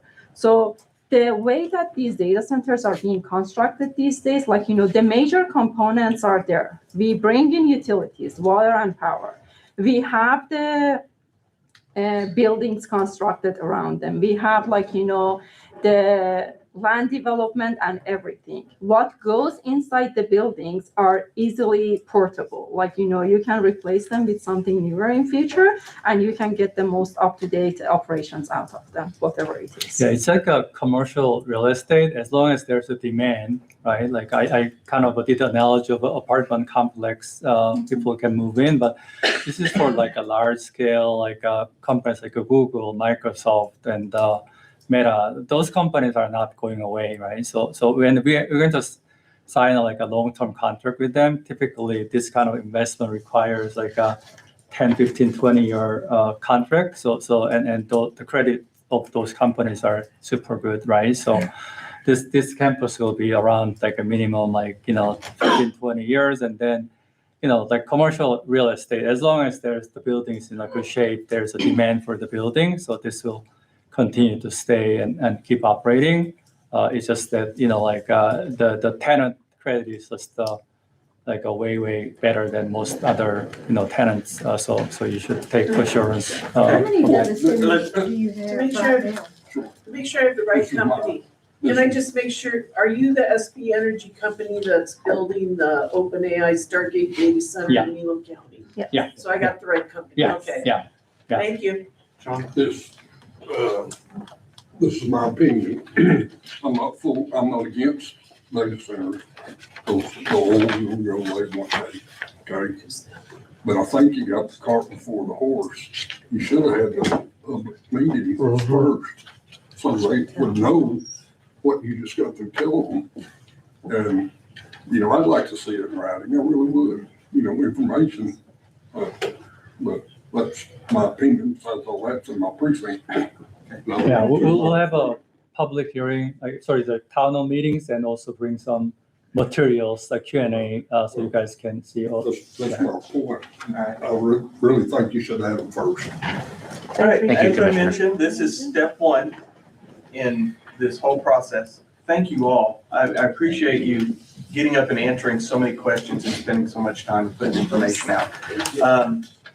There will be other opportunities to ask questions. We're gonna have a couple of town halls. Yes, Mr. Church? I have one quick question. How do y'all, I mean, y'all are following all everything you're doing is correct, you're following rules and all that kind of stuff. What other sites are you working with, data center sites, besides this? How many, I mean, they're popping up everywhere. How many of them are you involved with? JB? What is the question? How many do you have? How many data centers do we have? You mean in the county, Charlie? Yeah, we are developing data centers nationwide. So we have a lot in Texas, just because our solar operations, are also in Texas, Which ones? Yeah, so mentioned the Milam, so that's in the public domain, and we have one in Borden County. And also you can find us on the internet, like if you Google like Ohio Portsmouth, so that's like a DOE site, Department of Energy. So we have a partnership with Department of Energy. It's like all the uranium enrichment site, and we are partnered with the Department of Energy, and we are developing much larger scale data center there. So we are working with the U.S. government very closely on many fronts, like including that one. So this is like kind of something that is like in the public kind of space, but we are basically a national developer. So we are developing data centers all across the country. Texas, Ohio, those are the important states. Are you looking at other sites in Scurry County besides just this one? No, not really, no. Okay, like I said, this is just step one. There will be other opportunities to speak with SB Energy. And then when we go into the abatement process, if this is approved today, then we will have a public hearing there as well. So, and speaking of the reasoning for the abatements, if we don't partner with them, they come in and they can do whatever they want, not just SB Energy, but any data center or any energy or any business can come in here and do whatever they want. If we partner with them, we can ask for specific things. We can ask them for noise abatement and, light abatement and all these other different things that are concerns. So that's why we're doing this process. We want them to be good partners and they want us to be good partners. So with that, I'm going to close the public hearing. Hold on, Dan, I would like to address commissioners, not SB Energy, on the public hearing side. Okay. I'm sorry, Melody, if I'm cutting you into lunch. We've got more to do, so we're not going to lunch yet. Sorry. There you go. Two sides, two hats. Just as commissioners, I would hope I could work well with them, get it done. On the economic development side, yes, how many permanent jobs? We've heard a guess of around 150. I'd love for you to ask how many permanent jobs are here. The other thing, how many construction jobs, so that we can be proactive in that on that side. What companies will be involved? DCOS is not usually brought into these conversations, so we've heard the same coffee shop rumors. So what we're hearing is that possibly things were coming, so we've been proactive on our part trying to just build a database of local, so that when companies do come, we can say, you need a pad built, here's local companies. You need everything, you need childcare, here's local companies, here's some local places. So we would love to be able to connect with that to make sure that local things, not only trained here locally, but that they're hired locally. So those are things just there. I'd love for you to ask those questions and use us as a resource if you need to. Of course, the water, how much we use, groundwater, we heard that it's going to be probably city water. The electricity, you have the backup generator. So come over on this side of it as a landowner, come into that. the backup generator is gonna be, how often are those tested? How long, how loud is that gonna be? How loud, the cooling equipment is gonna be? How often are those tested? What nighttime lighting will be there? What landscape, what buffers can we put in to, all these questions I would hope that you ask. We work through the community agreement. Will land be acquired through the eminent domain? How will property values around there be affected? Will the lighting be operating at night? Traffic, what should the residents around that area expect during construction and after completion? So not just how much tax revenue are we giving up, not just all of that, but just as landowners, what we can do there. So that, just wanted to tell you our questions as landowners, but then also as a resource for economic development. We're here and want to make sure that locally things are used, that locally things are licensed and approved. And so, there we go. That's it. Thank you. All right, I'm gonna go ahead and close it at 11:40. May I give you these letters first if I'm not allowed to speak?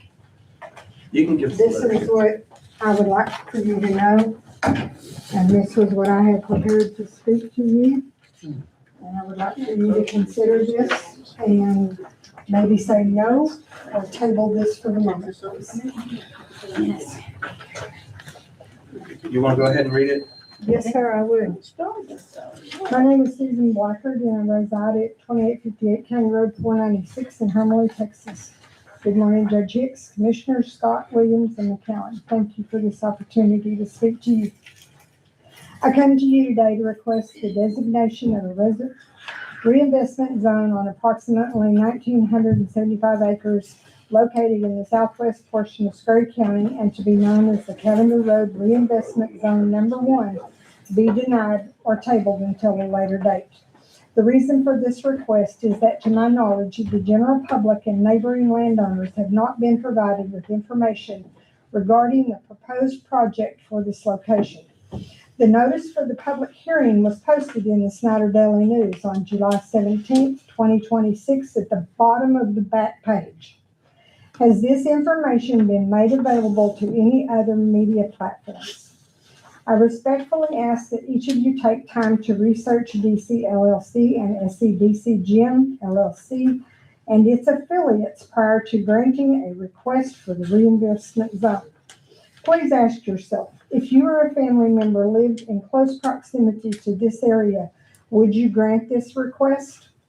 If approved, will this benefit everyone in our community or be detrimental and place a strain on our community resources, not just our natural resources? Is the land in this reinvestment zone going to be leased or sold? If sold, those funds will leave Scurry County and go elsewhere as the landowners do not reside in this community. What will this property be used for? If this property is for the site of a data center, you owe it to the citizens of this community to conduct extensive research into every aspect of the development, water usage, transmission lines, noise, and lighting factors, and every specific detail that might arise. For the past 4 months, I have been researching possible sites for data centers in Scurry County and surrounding counties, and there are many concerns. Unanswered questions and the lack of transparency create suspicions. I request transparency regarding any potential reinvestment zones and data center developments in Scurry County. Thank you for your time. Thank you.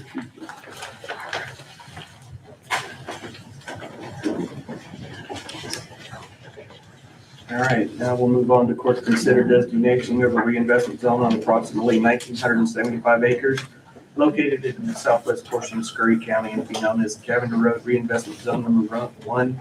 Reinvestment zone will encompass properties of DC LLC and SCDC Gen LLC or an affiliate.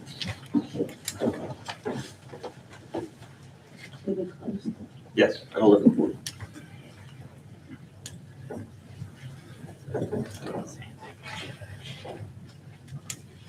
Thoughts, conversations? I still think we don't have, I want all the information available in writing to the citizens of Scurry County, okay? It seems to me there's too many unanswered answer questions. Like I said, I'm not against it. But we're gonna do it right, if we do it. And I just don't think y'all come really prepared. Reason I said that you should have had the town hall meetings first.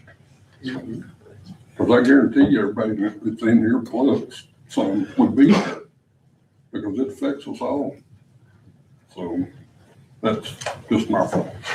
Well, we did have a meeting with them, and in that meeting, we did discuss that we were gonna do the reinvestment zone meeting first. And then they would do the town halls. You were in that meeting. Yes, I was. So, and you agreed to that at that time, but you're changing your mind on that. No. Is that what you're saying? That's what it sounds like. Well, So, for years now, I'm just asking for the people of Scurry County. I understand that. There's a long way to go in this process. Reinvestment zone is just designating land, that the possibility to do this is out there. Not that it's going to be, and not that we're going to approve an abatement or not approve an abatement. It's just step one. So with that, I make the motion to approve reinvestment zone number 1. Let me see. Designating of a reinvestment zone on approximately 1,975 acres located in the southwest portion of Scurry County, and to be known as Cavity Road Reinvestment Zone number 1. I agree with the judge. This is a preliminary step. It's not going to, doesn't have any agreements in it whatsoever. It's got to be started. All questions can be answered as we go forward. And an abatement doesn't have to be given. They can come regardless if we do a reinvestment zone or not. And then they do what they want to. You get no concessions whatsoever. And even Susan agreed to that in my office not long ago, that you cannot stop these, the county can't. And so the oil field, you're right, Sean, the oil field's getting less and less. We found that out with our largest producer of oil from Kinder Morgan.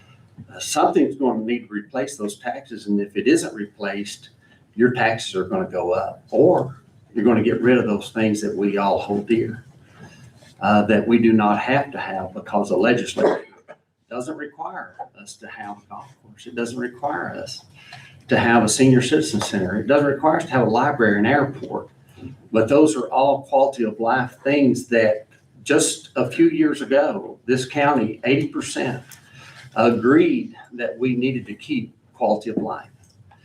We're going to have something to do that. And I don't like a lot of the things that may come in, but if we can make an agreement with the data centers that are coming to turn down their lights, turn down their decibels of noise, hiring 150 people or 200 people at very good wages. They're going to need plumbers and electricians going forward that pay a lot of money. And if our school is going to train those people, we're going to have a chance of hiring people right here in Scurry County that need those jobs. And then that's going to benefit us even more. And so with that, I'm making a second. All in favor? All opposed?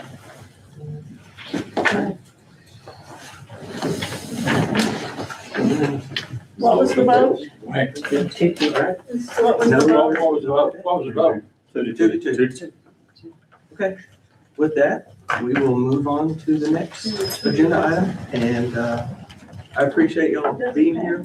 I would request that y'all speak to Dr. Church. He is directly above y'all, so as far as north and property wise. Two to two, there's So no speaking. tiebreaker for the other. Okay. Motion fails. It means it failed. What I need to speak to. All right, thank y'all. Thank you.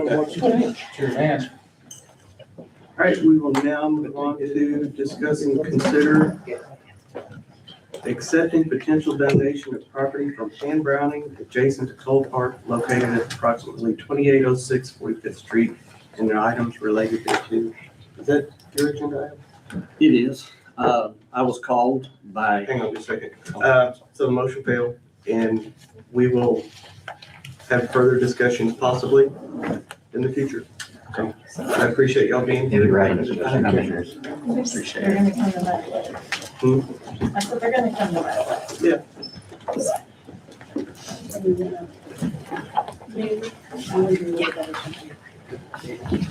You're gonna enter the company who's not gonna give us any professional.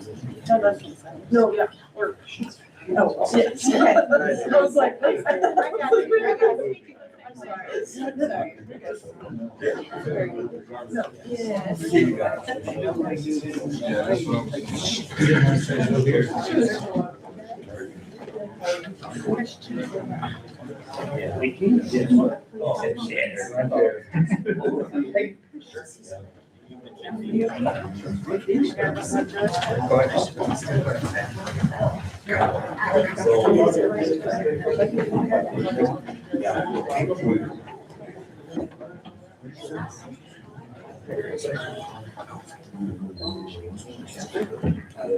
Ready? Okay, so I was called by Mr. Grantham, which is a son-in-law to Pam Browning, Billy Ray Browning of the Wagon Wheel Ranch, that's the late Browning. Called and asked if we would be interested in having the property adjacent to her house there in Toll Park as a donation. And the only requirement is that we don't build any buildings on it. She wants to be able to see the park so we can use it for a parking lot. You know, when we have events like 4th of July, it is very difficult to get everybody parked. And so I thought this would be a great donation for us. And so I make a motion that we accept her donation of this property in front of her home to utilize for the Scurry County Parks Department. And that's that property that's up on the screen right now. We have a motion and a second. Any further discussion? Matt, some more for you, Mo, for now. We would love to have it. Okay. All in favor?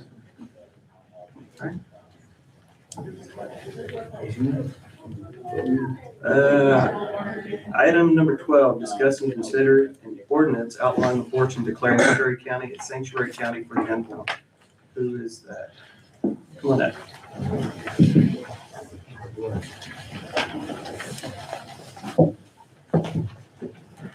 Greetings. My name is Mark Lee Dixon, Director with Right to Life across Texas and founder of what's called the Sanctuary Cities for the Unborn Initiative. The initiative began back in 2019 when an abortion facility in Shreveport, Louisiana was looking at crossing the border 18 miles to Wascom, Texas. Wascom, which is known for East Texas football and good old barbecue, they didn't want to be known for an abortion facility right there on the Texas-Louisiana border. And so worked with Senator Brian Hughes and former Solicitor General Jonathan Mitchell, who was a law clerk for Antonin Scalia. He also represented President Trump and his transition team, and would later go on to represent President Trump with getting him back on the ballot in Colorado, which is a case that went before the Supreme Court of the United States. But we worked together, came up with a measure that we believed would actually be successful there in keeping an abortion facility out of Wascom. That was June 11th of 2019 that passed. The ACLU said it made it impossible for an abortion facility to set up shop in Wascom, Texas. Franklin Graham, when this made national news, encouraged other cities to take action and follow in the footsteps of Wascom. Before too long, we saw that Planned Parenthood was targeting the city of Lubbock. Senator Charles Perry and Representative Dustin Burrows and John Frullo at that time did not want that abortion facility setting up shop in Lubbock. And so they encouraged the city of Lubbock to address this issue. When the city of Lubbock, the city council was not interested in addressing the issue, it actually went to the ballot, and 62 to 38% Life won. And Planned Parenthood was already killing babies. So there was a challenge. Planned Parenthood sued the city of Lubbock. The lawsuit lasted 2 weeks. This was in May of 2021. And when that happened, For the first time in history, under Roe v. Wade, we saw a pre-viability abortion ban go into effect and actually shut down abortion. And so that made statewide and national and even worldwide news that this great success, this paved the way for the Texas Heartbeat Act.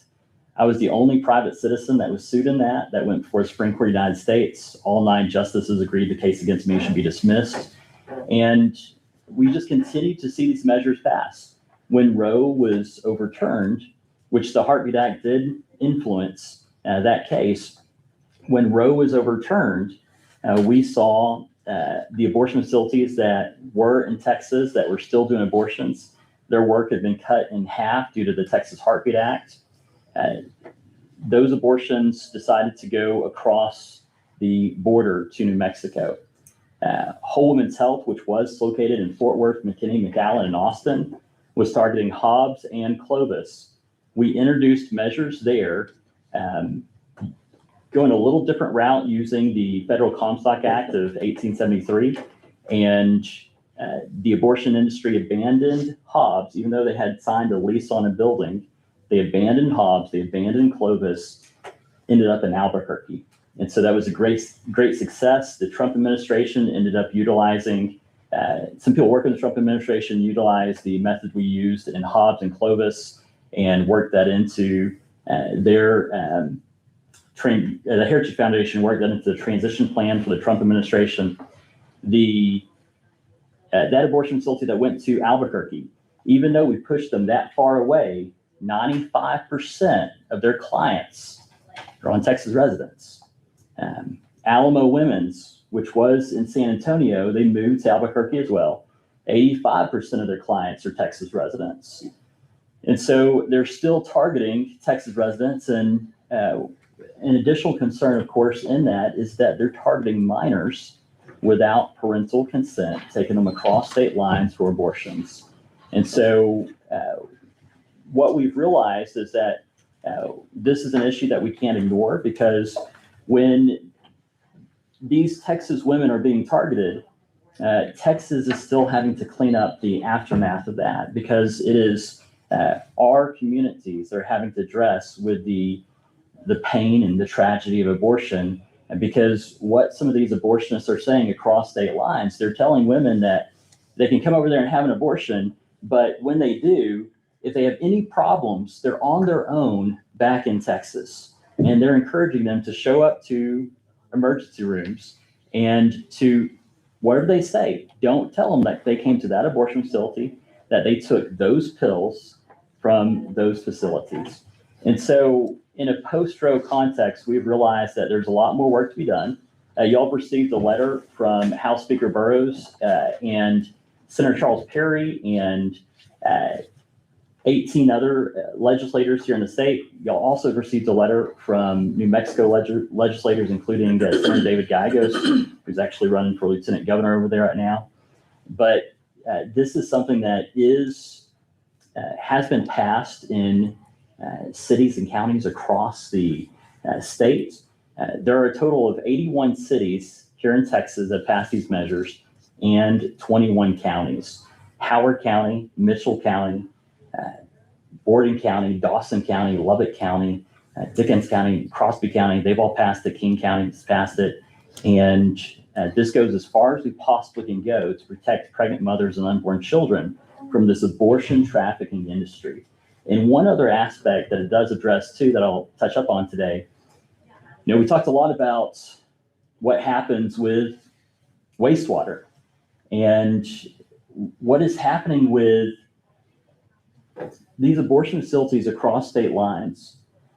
There are Texas waste management companies that are picking up dead babies in New Mexico, Kansas, Colorado, even as far away as California. And they're bringing those dead babies back to Texas, and they're ending up in our landfills. An example of this would be, there's a company in Grand Prairie, Texas, called Encore Technology, LLC. Not to be confused with the electric company over there called Encore, completely separate. But Encore Technology, LLC, they have a 20-year contract with Planned Parenthood. Planned Parenthood in San Jose, California, paid Encore Technology in Grand Prairie over $166,000 for a one-year contract of picking up the dead babies in California, that one facility, bringing them back to Texas, where they're ending up processed and ending up in our landfills. Biocycle, which is connected to Encore Technology, they're in Amarillo. They service the Planned Parenthood in Wichita, Kansas. The Planned Parenthood in Wichita, Kansas does abortions up to 22 weeks. There are babies in the NICU that are in Lubbock that are 22 weeks. They take those mangled remains, bring them to Amarillo, to their facility, goes in what's called an autoclave, sterilizes, shreds, compacts, and it ends up in a local landfill.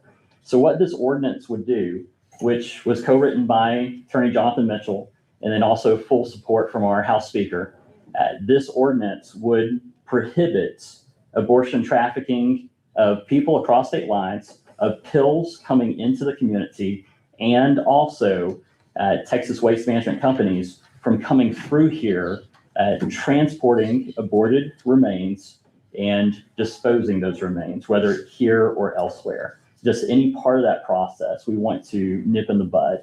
The CEO of the company, Encore Technology, I have talked to him, and he said, look, Mark, everywhere that passes this ordinance, we're going to comply with. We already are having to go around these areas that have passed this. And so this is a measure that does have the full support of House Speaker Burrows and Senator Charles Perry and many other of our legislators, and even Republican Party platform fully supports cities and counties both doing this. This ordinance would only cover the unincorporated area. We want to see this in Snyder as well, which is why there's a petition going around of support. Now, there's a lot of people in the county that have signed that petition. Only the ones who live within the city limits, of course, those will count to the number required for the citizen initiative petition for the city. And we should be turning that in, it looks like Monday. And so last but not least, a lot of people will ask the question of enforcement. How is this enforced? It's enforced the same way as the Texas Heartbeat Act and all the sanctuary city ordinances. And so it's not enforced by the county at all, doesn't use up any resources from the law enforcement. It is purely giving the citizens the ability to file a lawsuit against any violators of the ordinance. And we're talking about the abortion trafficking industry, the abortion facilities in New Mexico who are coordinating these things. Those are the ones who are penalized, not the mother of the unborn child, but the bad actors, the abortion traffickers in the abortion facilities and abortionists coordinating that activity. Well, I'm all for it. So you don't need nothing from us? Well, monetarily. Right. Okay. This is just an ordinance that would be passed that is identical in substance to the ordinance passed in Lubbock County and Borden, Dawson, Howard, Mitchell, Crosby, and Dickens, and all the other ones. The only difference, and I just want to be fully transparent here, when Mitchell County has one provision less than all the others, Mitchell County was the first. And what we realized is how bad the fetal remains situation was. So they don't have that provision, but starting with Goliad, which was the second county, we've put that provision in there. And that's been in every ordinance. It's in the ones for Lubbock County and Howard County, Hood County, et cetera.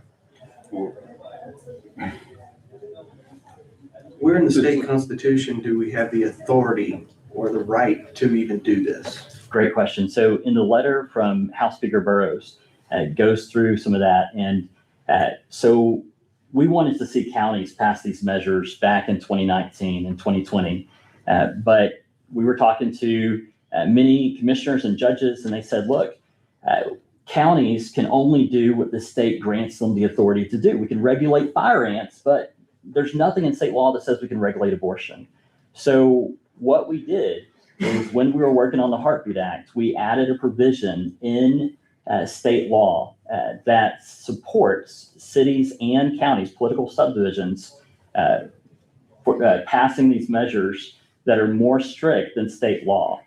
And so that there's already been some, so when Lubbock was sued by Planned Parenthood, which Lubbock won their case, of course, Judge James Wesley Hendricks said that the legislature has made it unmistakably clear that cities and counties have the authority to pass these measures.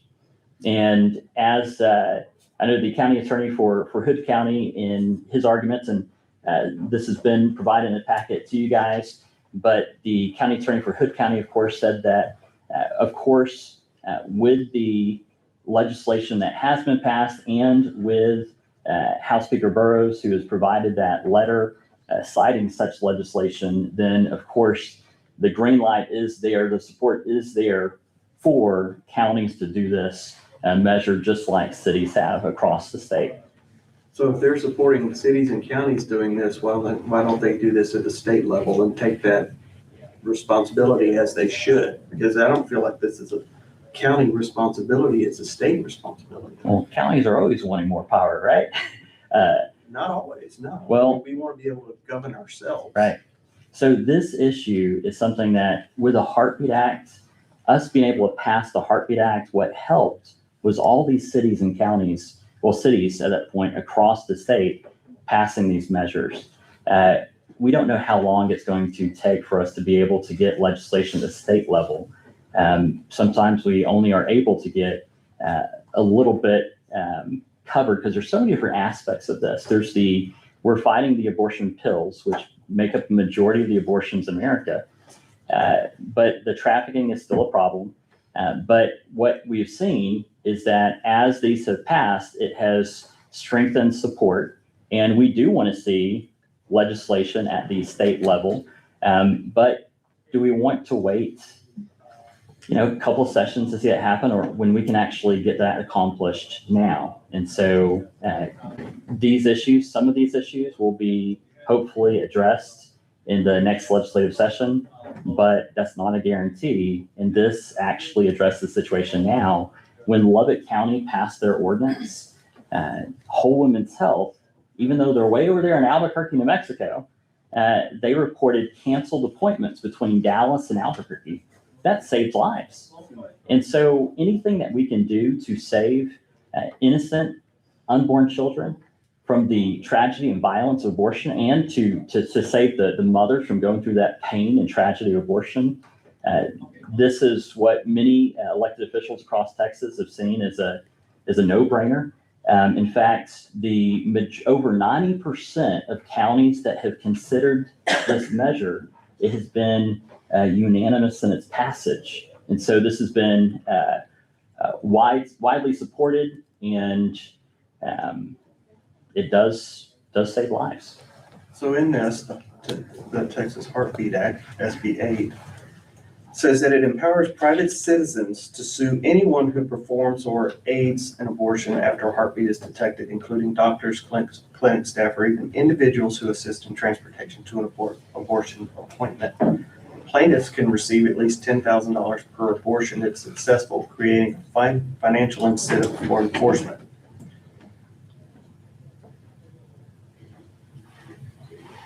That feels like, just anybody can sue somebody for getting an abortion. If I could sue, just if I knew someone not related to me, and I knew they were getting an abortion, I could go sue them for having that. No, sir, not at all. That's not what it says. The mother. SB 8 empowers private citizens to sue anyone who performs or aids an abortion after a heartbeat is detected. And the nuance there, just because someone gets it's not nuance. It's someone gets an abortion, you cannot sue the mother of the unborn child. I understand that. You can sue the abortionist, the abortion facility, the one who's aiding and abetting the abortion. But the Texas Heartbeat Act only applies within the borders of Texas.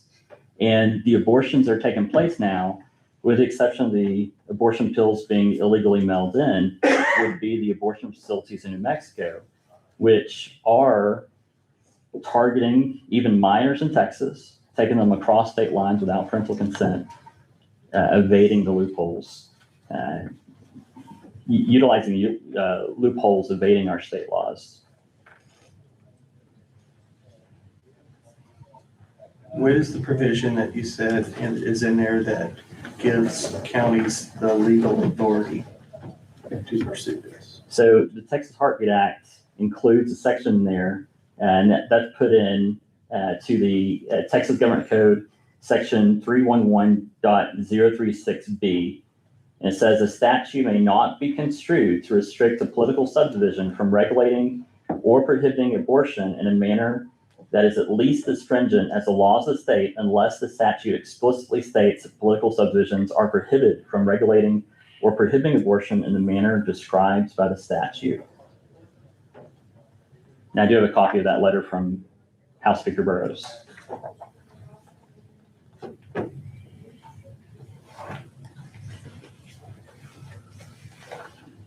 Tell me the number again, 311.036. So it's Texas Government Code, section 311.036B.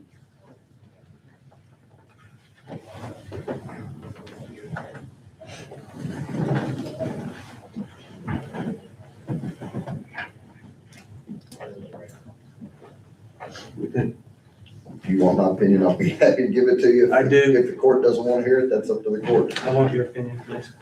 I've looked at it, I've read the proposed ordinance, I've read the Heartbeat Act, I've read everything that has been provided and then some.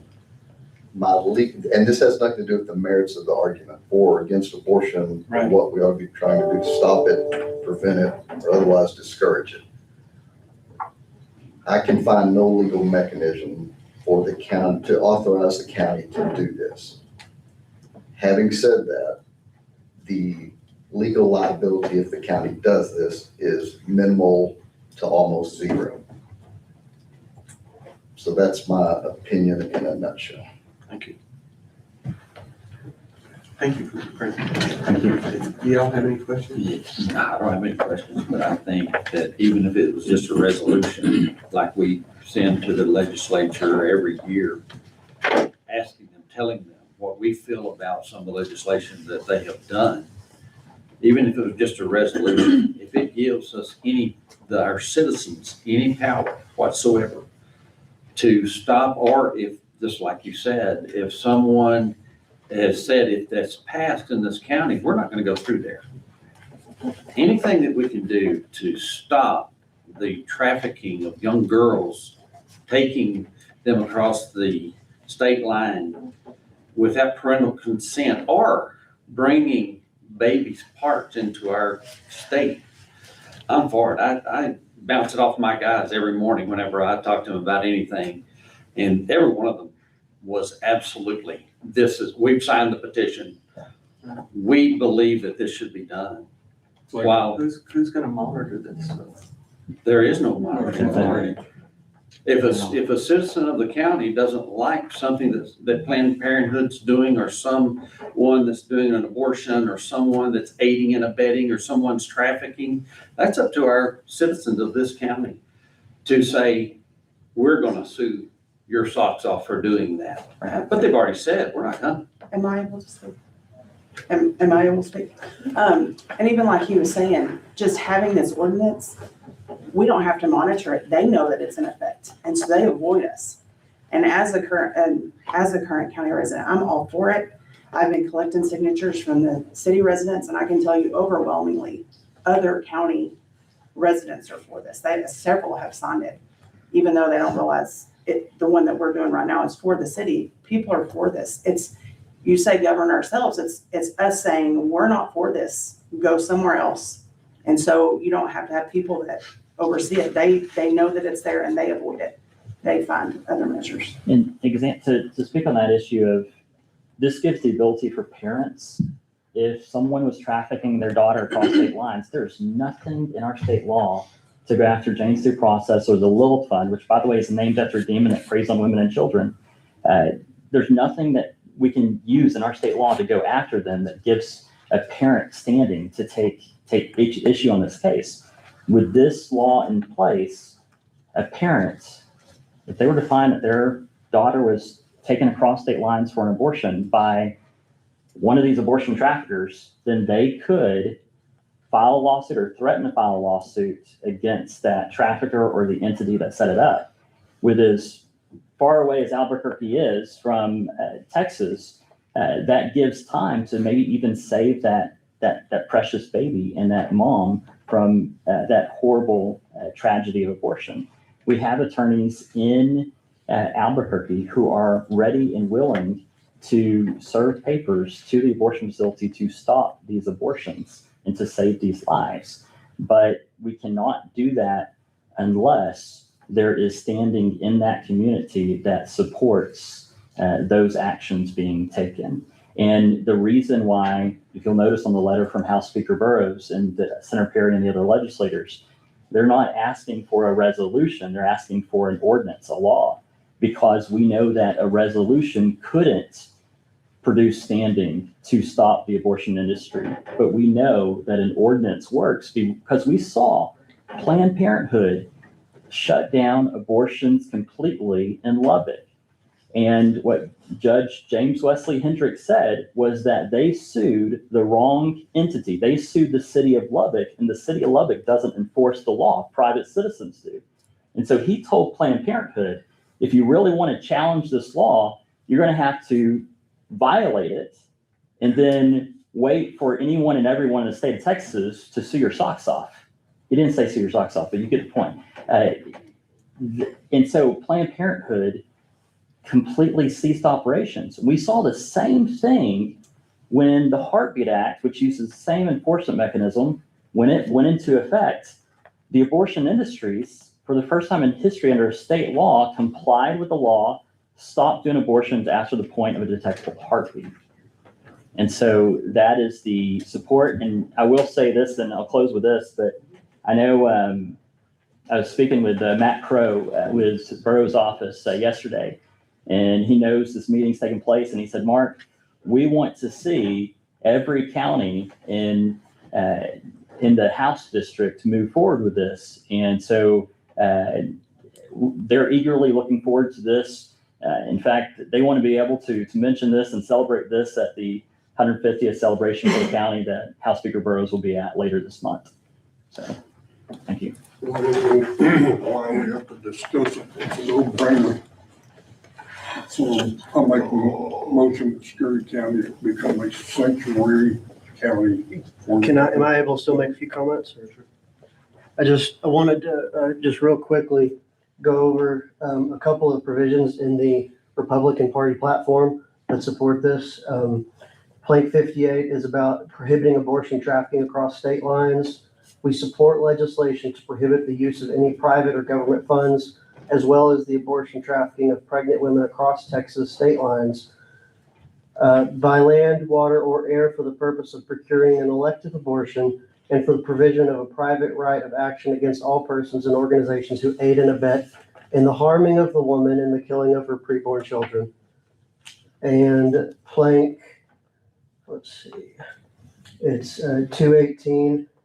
It says that the Republican Party supports the right of Texas political subdivisions to protect mothers and their preborn children in their communities by passing enforceable city or county ordinances that further ban abortions within their county or city limits, closing loopholes in state abortion laws. And just to quickly go over, in 2024, 86.4% of our county votes went for Trump. And we have, I think we have 2,164 voters in the primary this March. And the closest thing that relates to pro-life, we had 85.5% voted yes for schools teaching that life begins at fertilization. So just in terms of values, our county voters heavily align with this issue. So. And just in case some of you don't know, Zachary Gafford is our Republican chair for the county. As much as he gets around, everybody probably knows that. Second. All in favor? Okay. We are now down to the budget budget and then some other things. How do you want to do this? Do you want to take a 5-minute break or do you want to recess and come back up for lunch? I'm ready. As soon as I get a text, my grandson is serving in food cupboard and then they're eating. Once they call, I've got to go get him taken to the youth center. But I'm trying to get a hold of youth pastor right now to see if we can take him back to the church. But other than that, We can read the budget amendments. I need to be here for the budget, the departmental budget. I mean, we can do that. So you want to go on until you get. Until I get the text. And then I'll just. Thank you.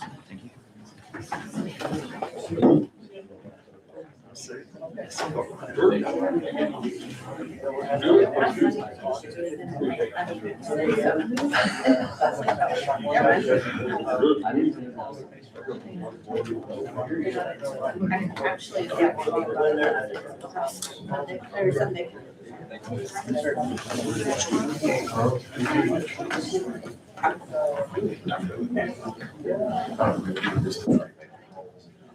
Y'all don't have to stay. You can stay if you want to. Oh, yeah, the picture. There wants to, he didn't say it, but he wants to take a picture with all of us whenever we all get back together. Pop in for a picture. You need a picture with the county attorney.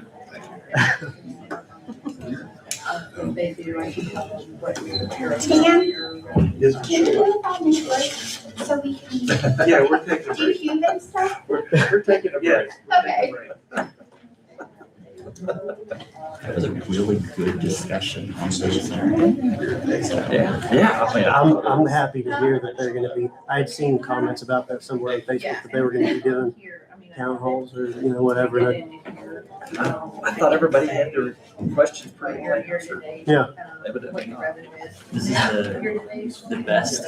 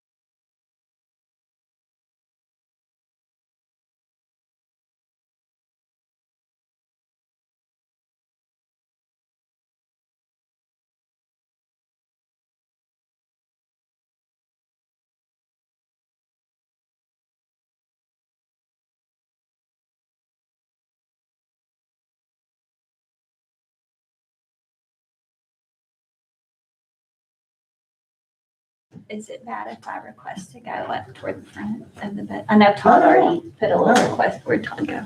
Todd left, he He was needing to go up toward the front. Oh, yeah. If I can't, that's okay. No, I just have a program, Can we do the picture right quick so these guys can? Oh, yeah. Go on about their business? Yeah, absolutely. section. Okay. That's what I said. Just in time for the picture. I'll do one just of you guys and then we'll get one with a picture with you guys. Okay. All right. Ready? 1, 2, and 3. 1, 2, and 3. All right. And we need someone to take a picture. You be able to take pictures? Yes. All right. You lost your spot in my cup. Your last. Telling. Let me come this way. I'm gonna wait for Todd to move.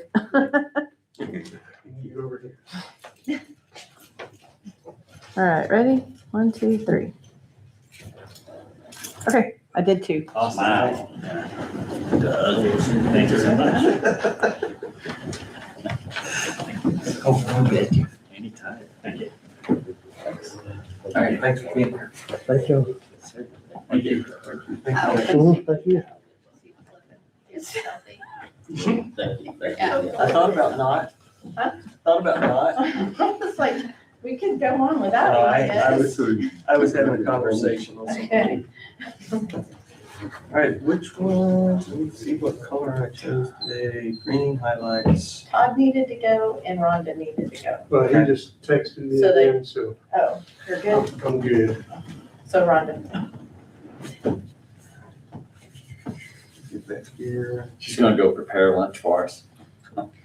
It's gonna be done about 6. If y'all will come to the youth center to our cooking class. What are you cooking? Chicken cacciatore. Nope, I won't be there. So the chicken or the sauce? I don't like chicken. I say eat it, but. We're doing a little inexpensive protein source, so. Free range, I'm sure. No, I don't know what it was. United, whatever United. Oh, okay. All right, so, Extension Services asking for another full-time employee this year. Can you talk to us about that, Lauren? Yes, so we currently have been utilizing a part-time program assistant getting 30 hours a week at $15 an hour. And the summer in particularly, we also have 2 summer interns that we're using from our part-time budget. And our program is really continually growing. And the need for a full-time person as a program assistant to Derek and I is a need.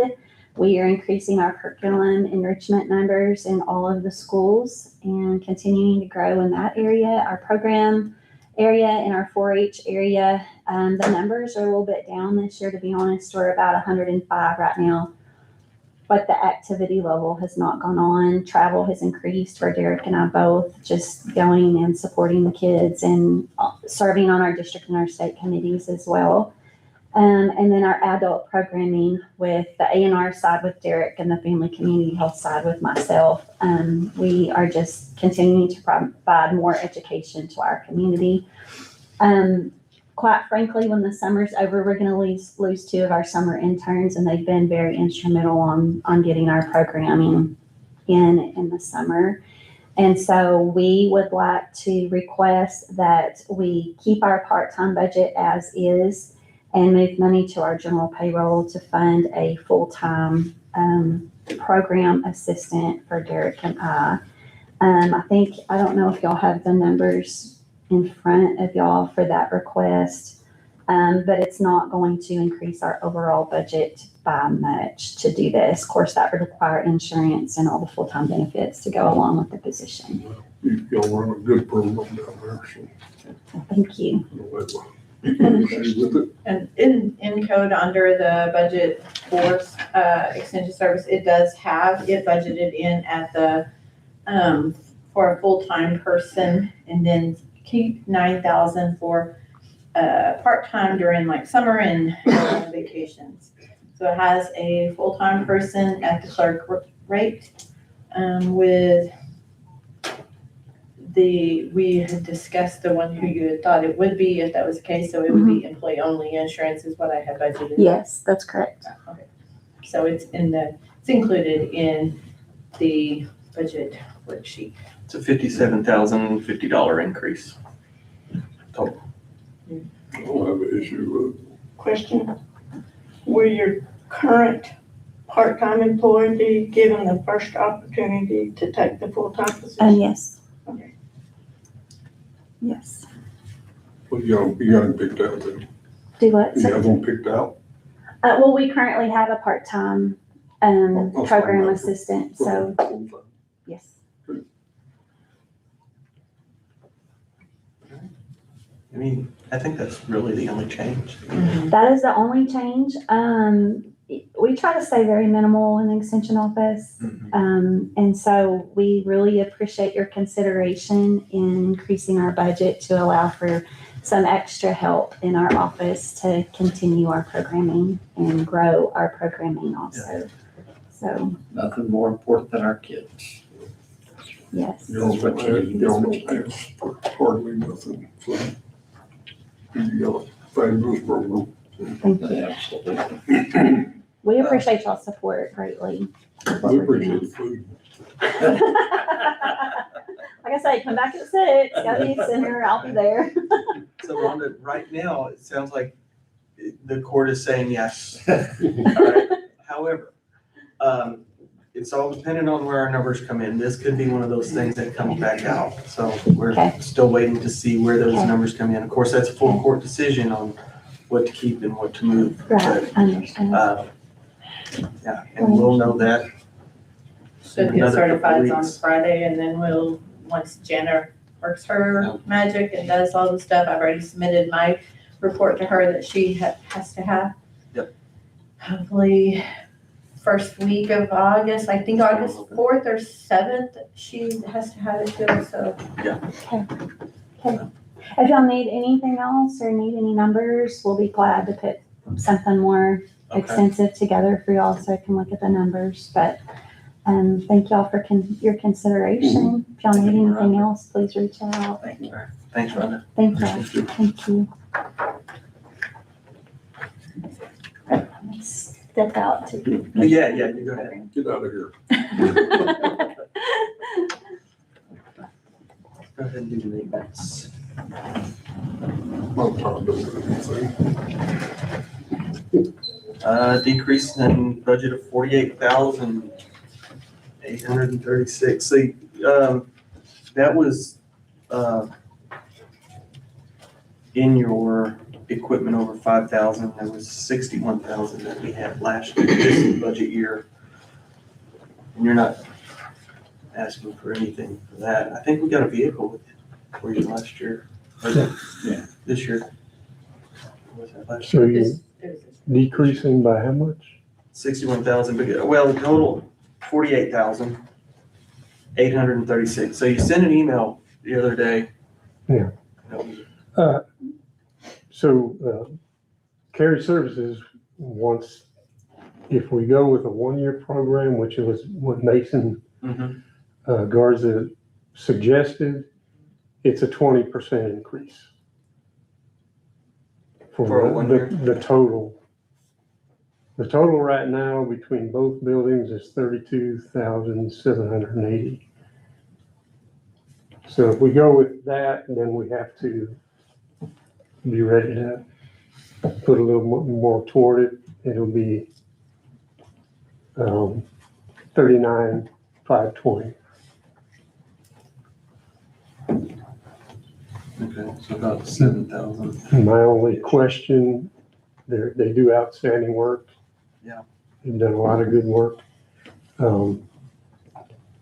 Is, if things if we're not one of their problem children, if things go good and they don't have to, he mentioned the cost and equipment and stuff like that going up. But if they're not having to do a whole lot, we need to try to make sure we're not gonna get this kind of an increase every time. Right. Now, they also gave you the option of the 3-year locked in. That saves you a little bit over time, but I'm not sure how we want to do it. Not too long ago, they also sent something that discussed where we are with our units and what the cost to replace them was. Yeah. Yeah, and they're pretty much going to say that everything has reached its full lifespan, Yeah. After 20 years? Yeah. I would Yeah. think so. But he didn't say that was written in stone because, I guess, the way our buildings are, the way we have all this dead air space around it, we don't really abuse the systems very much. They don't get a lot of wear and tear like you would expect. Right. So he's not saying they're going to need to be replaced, but Okay. so yeah, that's just something I guess to save for. Yeah. Just a thought. I would like for you to consider Easy Start system, which it stops hard starting on those units. We got multiple units up there. And those units, the Easy Start runs around $300. You've got instead of 125 amps, you're like 38 amps, 32 amps to start a chiller or a condensing unit compressor, which should save us a ton of money. Just an energy, you mean? Just in energy, yes. Or are you talking about equipment too? No, $300 is the cost for the equipment. No, I mean, it as far as, It saves electricity. just electricity? When you have a hard start, just like a water well pump, when it's a hard start, it takes a lot more power to start it. Right. And if you got an easy start that's been out for years and years and works in multiple industries, you save per unit a lot of money because you're not pulling that power. I guess you don't need a capacitor to do that. Speak to him about that. Oh yeah, the capacitor's still there. Oh, okay. Yeah. Not a starting capacitor. There can be 2 capacitors in the unit, but it doesn't need the starting capacitor, but the regular capacitor that has the HERM and the C terminals would have to be there. It's not really the run capacitor. It doesn't, yeah, just the running capacitor. That's right.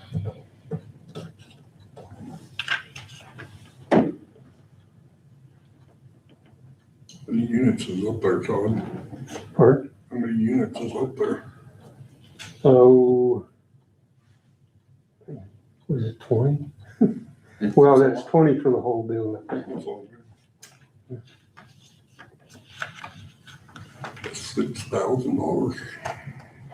That's just like the lights. When we changed the bulbs in this thing, our power went down 50%. Well, anytime that you can lower the amount of electricity it's taking to start those units, you're going to save a bundle. That's why you pay a demand charge on irrigation wells and cotton gins. Of course, we ain't got cotton gins anymore. Yeah. Yeah. Of course, the $300 is just for the unit. You'd have to also have it installed, which is not difficult at all to do. Once they get started, you can change them all in a day. Or add them, I should say.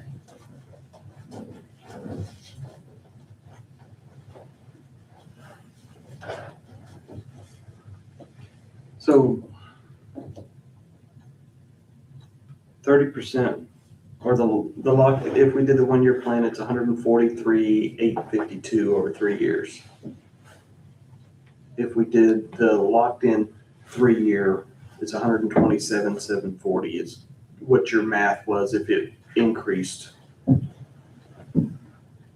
each year. Yeah, that'll. Increase. If we do the 3 year, it's 15,000 less over than doing a year at a time. Assuming it doesn't go up every year. Yeah, and that's, Yeah, it will go up each year. Done everything. That's a good one. and I don't know if they're open to negotiation or not. Because, I don't know, it seems kind of steep. It does. Not that their work isn't good, but Right. it just. Yeah. You know, it's just assumes you're gonna spend a lot of money when we don't know that yet. We don't know that they're gonna be adding a lot of equipment or anything, Right. so. What would you think is a better way to go? The 1 year or the 3 year? Knowing there's gonna be increase for both.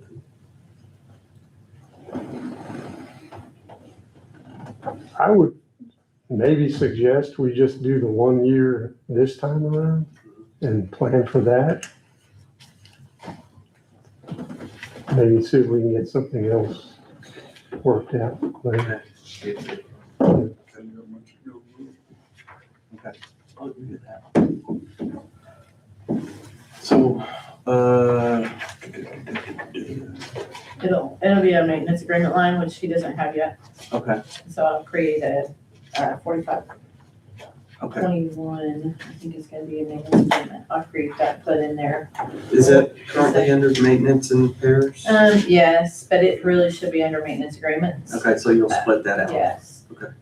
What was the total? 3920? I mean, 39,520? Yes, ma'am. Okay.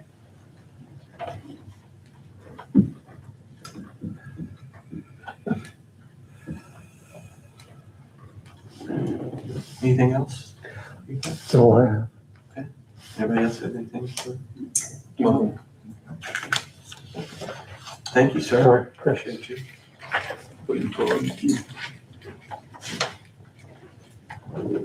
Yes, yeah.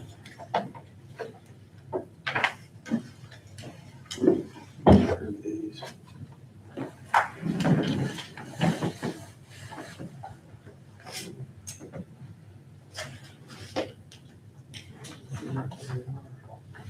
Which one are you gonna do? Who do we have? Okay, It's Jason. Jason and Matt. Let's do David real quick. He's gonna be quick and easy. You can talk? Go for it. Go for it.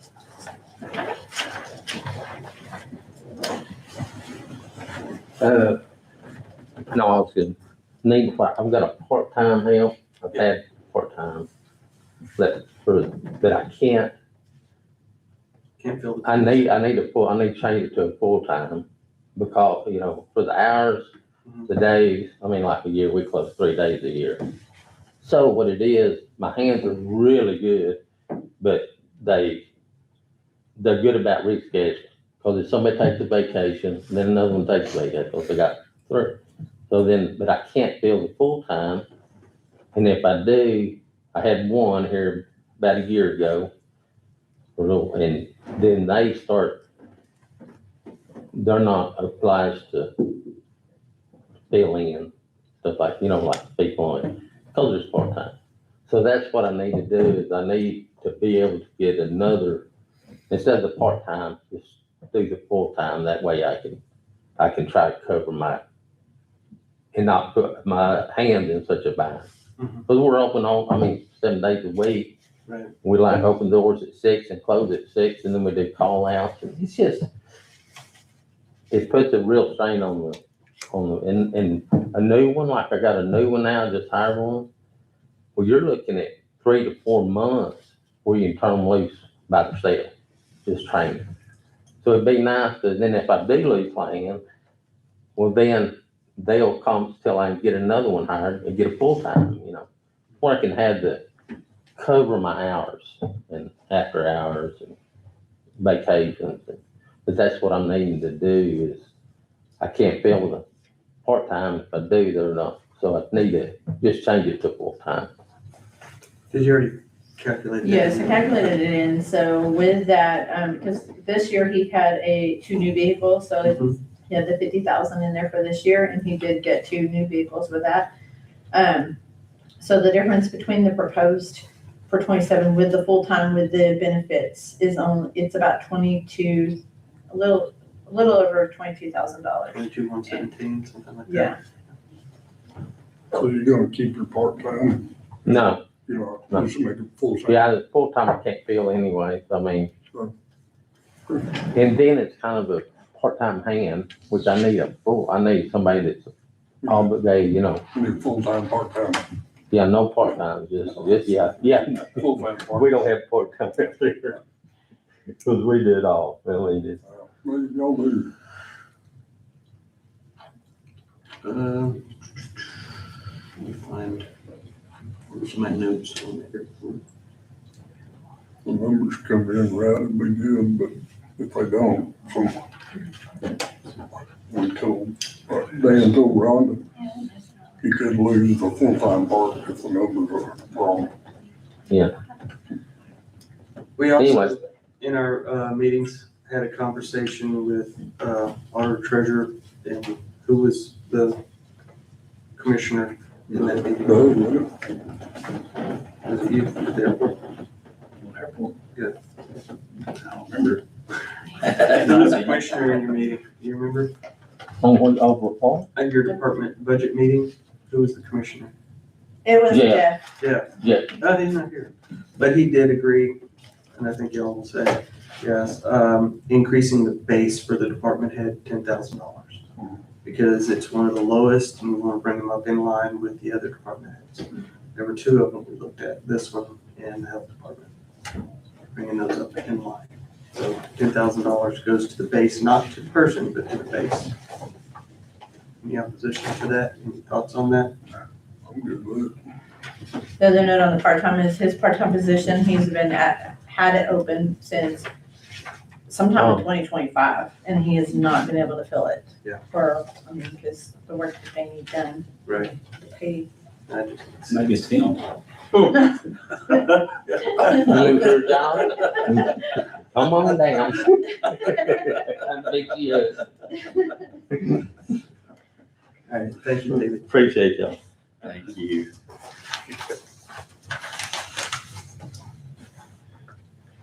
You and Sean got it going today, don't you? You was after him a while ago, now he's after him. Okay, I'll leave your line on transfer for you. I know better, she hit me in the chin 3 times while ago. You're prolonging this meeting, David. You what? I said, you're prolonging the meeting, get out of here. No, I'm dying there a little bit. We'll sit down. All right, let's do EMS. 540.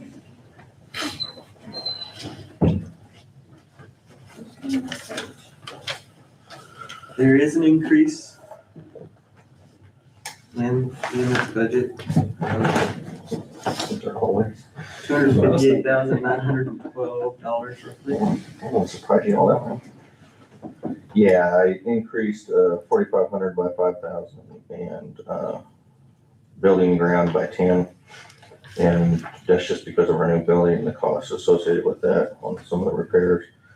And then in hopes to help Angela and I out on line item transfers, moving some money into the equipment lines. There's no earmarked, no projects or equipment earmarked for that, but we just stuck some money in there. So I haven't done that before. So.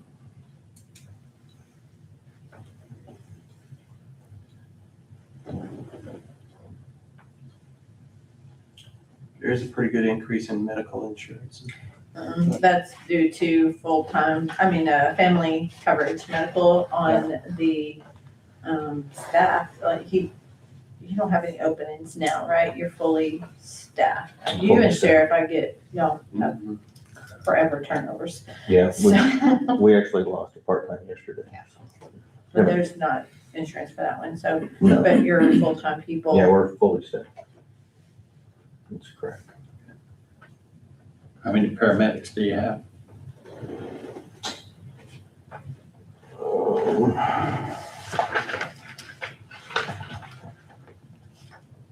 I think we have, let's see, All of them. no, they're not all paramedics. Through attrition, I'm cycling those out, so I think it's 3 or 4 a shift right now. Which is what I'm supposed to have. If one comes to my house, I want to be a paramedic. Yeah, so as we get an EMT, and we send that, or we don't send them to school anymore, but we offer EMT classes to help keep us staffed. But those EMTs that put themselves through paramedic school can become a paramedic, and then we adjust those salaries based on that. And then as the paramedic leaves, then we hire an EMT to replace that spot. So through attrition, we don't discourage them, but through attrition, we replace them through with EMT. We don't hire paramedics right now, we're just hiring EMTs. But you have a paramedic for each truck. Yes, sir. Yeah. Which a service our size, and the fact that we're not hiring paramedics is really unheard of right now. So we are very blessed. Yes, we are. Yeah, very blessed to have, I mean, just the ambulance bay alone is a huge blessing in itself. I mean, sometimes I just go out there and bring a chair and just sit in the ambulance bay. Put my laptop and work. It's so nice to have that extra room compared to what we had. Bumper to bumper to bumper to garage door. Absolutely. So. What's the difference in the payroll? Why is it such a difference? Well, he's had, it's the increase on the COLA, and then some of the new hires, because he has that, what's it called? His incentives. Okay. Yeah, and like he just had one just finished. Then a Got it, payroll adjustment. if you had a Yeah, paramedic. so her pay increased quite a bit because of that, getting that certification. So the more paramedics. the more- She went from EMT basic to paramedic, so Yeah, that's why we're only hiring EMTs, so. Right. the as- paramedics are quite a bit higher. But I'm losing a paramedic in August or September. Okay. And I'll hire an EMT to replace that paramedic. Okay. So it's always, Angela and Misty and myself do a really, in my opinion, a good job of trying to budget, but it's impossible. Right.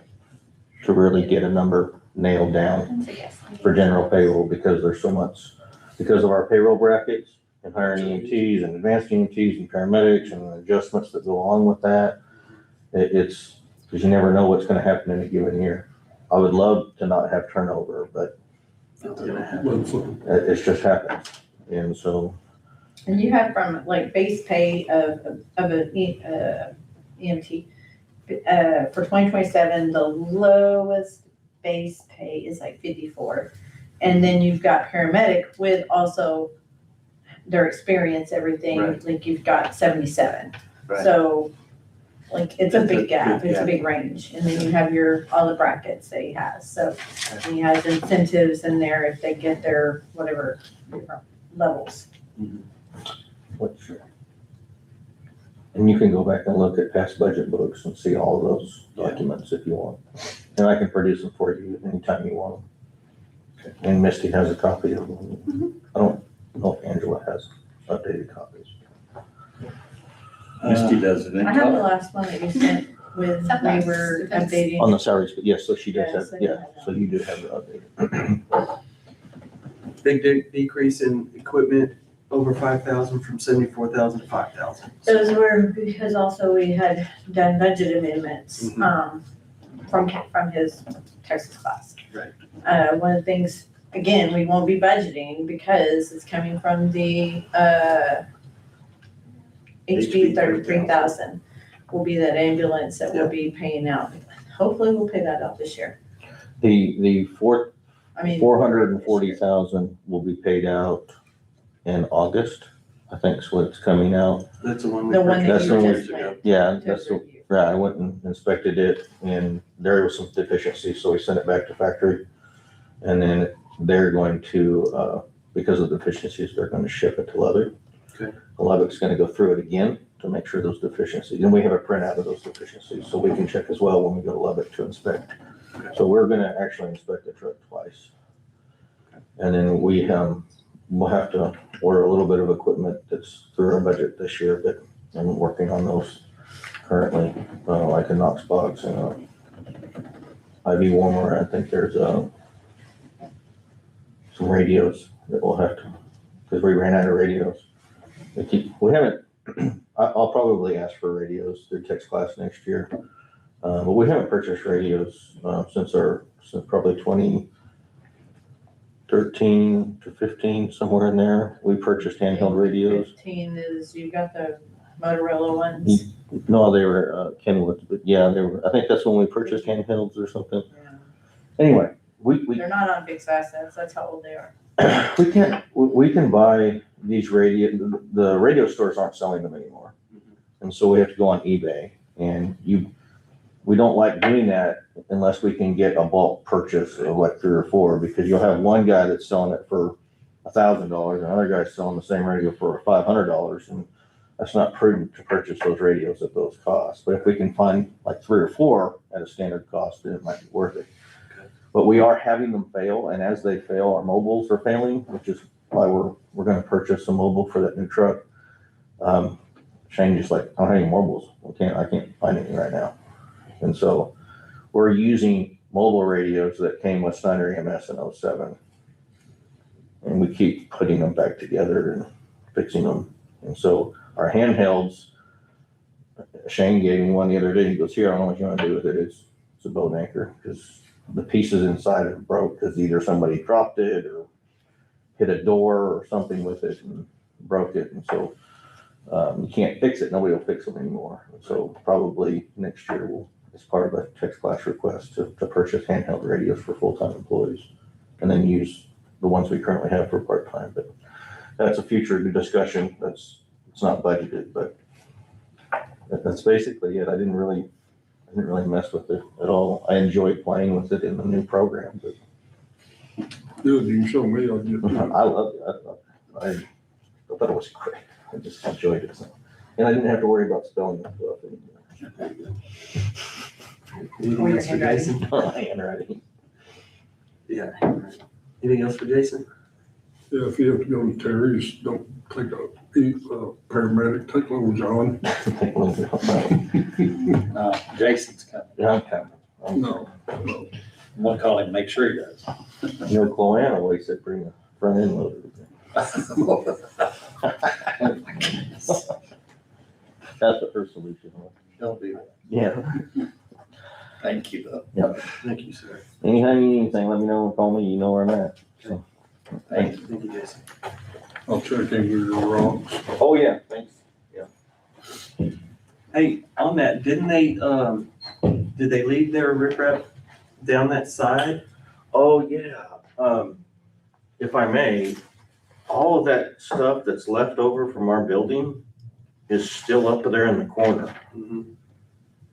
I mean, it's a lot of money up there sitting there that we could use for some sort of building or building project. And it's just literally sitting behind the office. Yeah, up in the corner where the sheriff's corral is at.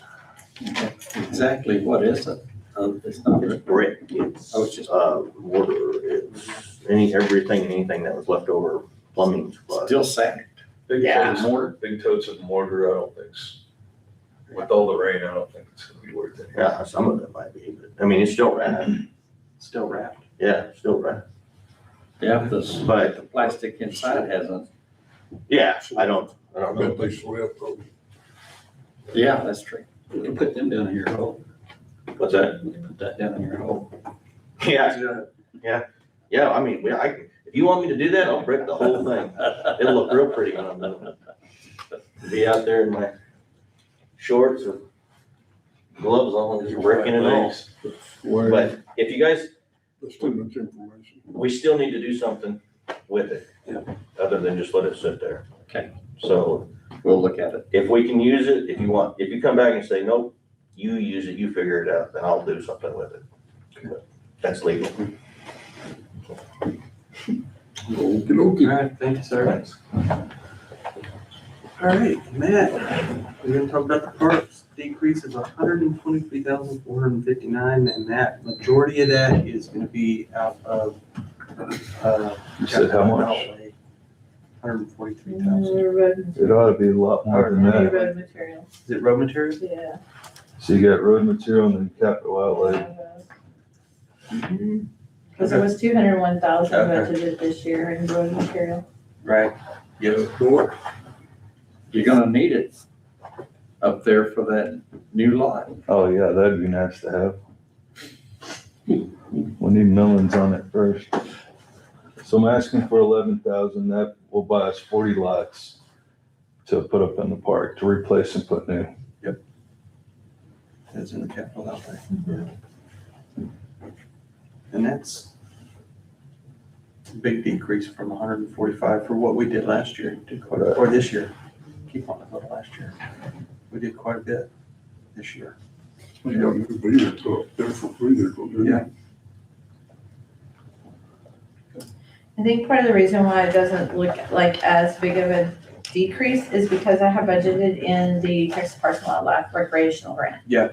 The expense part, our portion of that. I have it also in the revenue side, in the revenues, but I have the part that we're gonna have our portion of it in the expense side.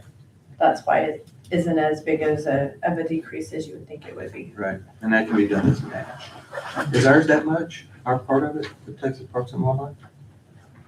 I believe my notes for that are in my office, but I believe that was our part. I need to come here on the revenue side, I was actually. thinking that might be the whole thing. I don't think we got the, It might be because I don't know what our volunteer rate, what that, like the Right. donation part of it is gonna be. okay. So I budgeted that, and if it's less, then that's even better. Yeah, I think that's the whole grant. We didn't do the full 300,000 this year. Right. That'll be even better.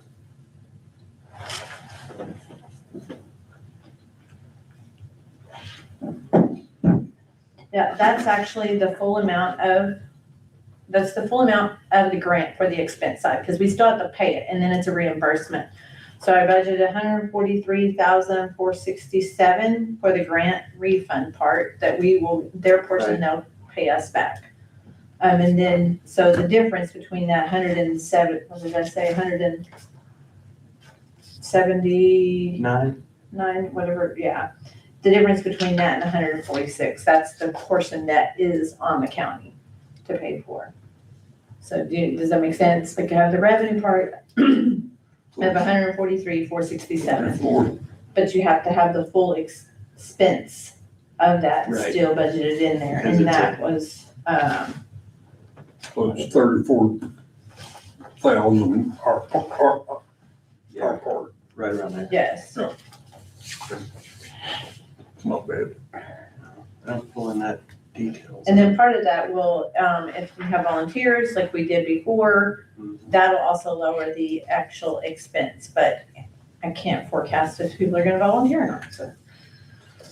We had 2 volunteer to build the bridges, so we'll see how that goes.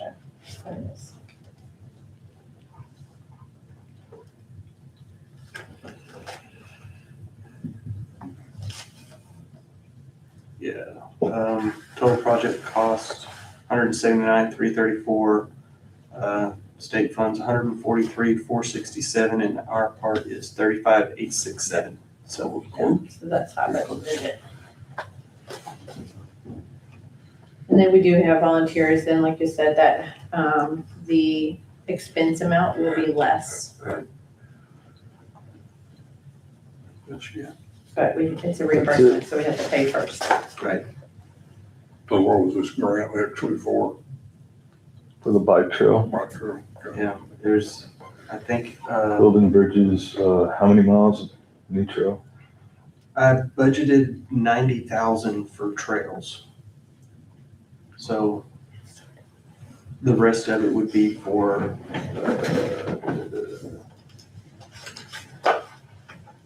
And a mini pump track, right? yeah, for, small balance bikes for kids right around the pump track. And that, we can build that. And that won't cost us anything other than whatever materials we have, and we have a lot of materials out there. Two bridges, the mini pump track, bricking the bathroom, and the trails.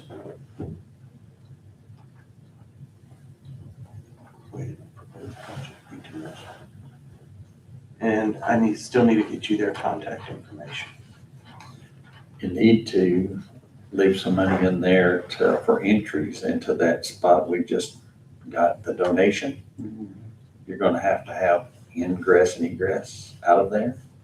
So that it's got a curb, isn't there a curb there now? I believe there's a curb that goes all the way All the way around. around it. Yeah. And so that curb's going to be cut out and the entry is Yeah, that'll gonna have to be put in. Yeah, that'll be separate from, When can I get on it and start cleaning, once the taking donation the is trees? complete. Okay. Once we have deed in hand, And accepted by court. then accepted by court. We did accept it. Yeah, I've already accepted it. The donation of it? Oh, yeah, today. Okay.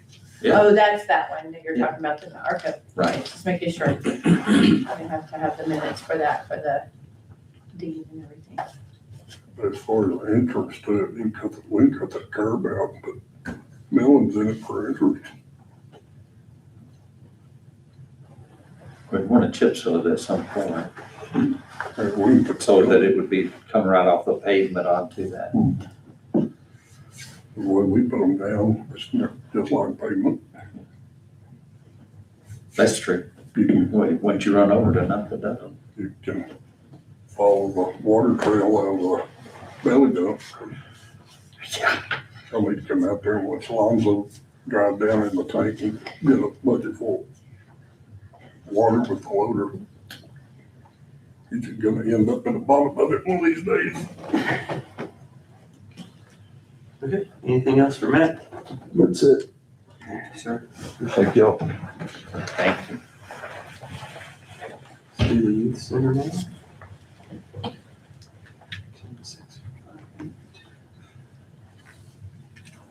I'm just home folk now.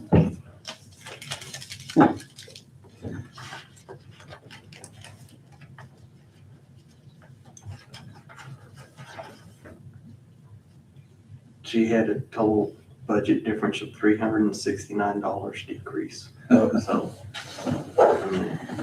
We can help that. there's very minimal changes in any of her lines, if any. The only thing you're gonna see is, oh, there's a decrease in medical insurance, but I'm sure that's just employees. Liability insurance did go up $5,000.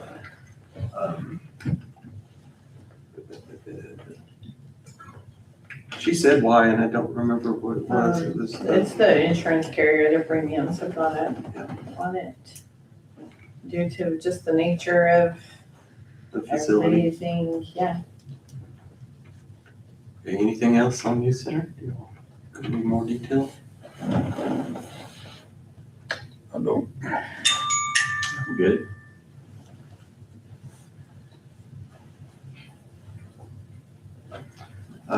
Senior center, 10656.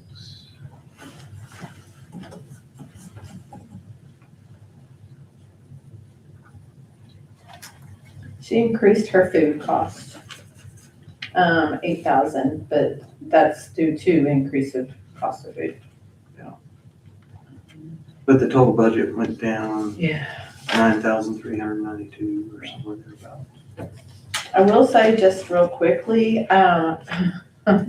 her Texas Feeding Texans, food grant, Title 19, Title 20 grant, we accepted, I think or the court accepted $886.75, something to that effect from them, and said, well, they're gonna match. Well, it's been, a battle to get them to understand we fully fund the senior center, because they want to see a check for that exact amount to the senior center from the county. And so I've actually, I mean, it's been a lot of hoops, and I finally told I don't know what this person is, honestly, I can't tell if it's a man or a woman by their name. But I finally told them, I've already given you all of this information. I gave it to them back in May, and now they're asking for it again. So now they're trying to make it work, because I've sent them all of the detail, all of our budget for the senior center and all that. All of this to say, if this continues to be a big, huge hassle for $886 versus what we budget them, I don't think it's gonna be worth continuing to jump through all those hoops just for that. Now, I don't know why the funding that they were giving us, we were getting quite a bit more from Title 19, Title 20. And I'm not sure why it has gone down. I need to try to meet with Billy Ann and see if I can also get Tammy to try to get an explanation of what happened, because I don't know what the reason is. But just so y'all know, we might not be getting the Texas Feed and Christmas grant. I don't know that it's worth the trouble. Not for $800. No. Now, we used to get about 20 to 25,000. Yeah. That, makes a big difference in a feeding program, especially for home deliveries. $800 feeds 2 weeks, maybe, because of gas and delivery and food and all of that, so. And we have a lot of home delivery meals. And it just went down after Tammy left? Whoa.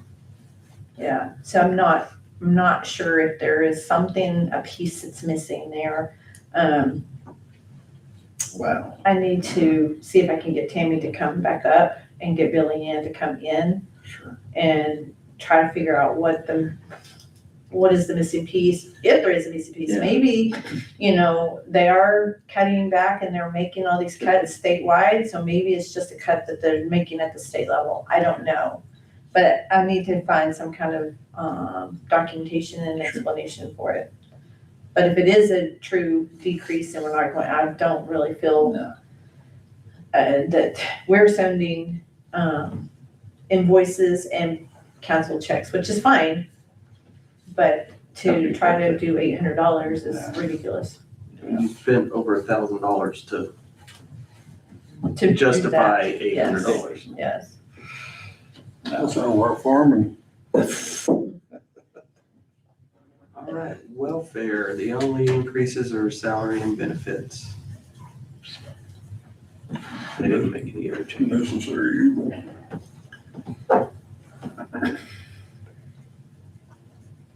IT. Increases, I think it was he did, in his equipment. But then, he talked about it, but I don't know if he ended up putting it because we told him we have those funds budgeted this year. Yeah. To get a new computer. yeah, he's got $2,000 in there that I don't know if he. Get back here. For a computer, yeah, yeah, I'll check with him and see where that's at.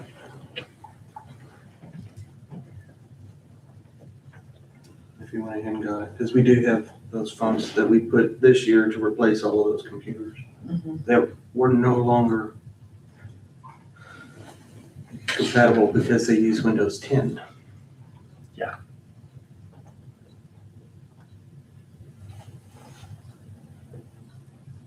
Bill was here, but he had to leave. So the library also. Library. We're gonna do her in the next meeting. She wasn't able to be here today. We all need to be here. He didn't. The only thing he had was, they kept a little bit in their capital for the, is it the gate? This year. They kept 130,000 in there.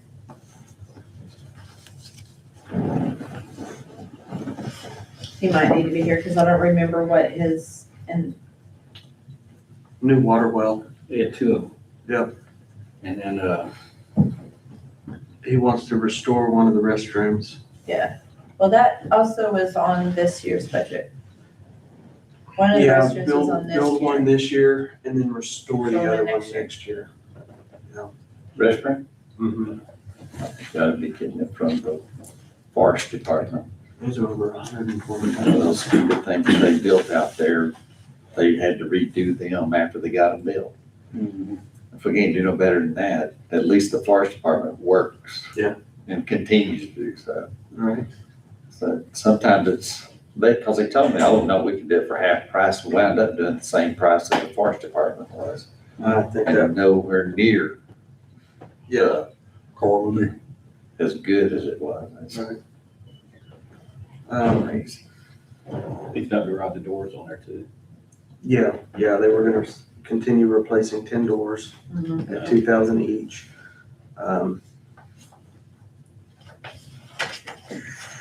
With the water well, there was two different options, 8-inch casing or 6-inch casing, and they were looking at that.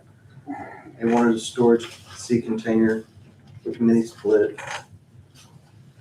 And then, they want to, that shed that's out there, they want to insulate it and provide electricity. And that was between $1,000 and $5,000. That new one?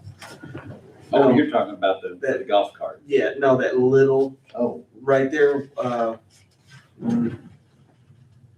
it's that old little one right next, where you're going east, southeast, northwest, right in front of the, pro shop. There's that little one right there. You've got the new one back here. okay. And it's that one that's between the road and the new cover.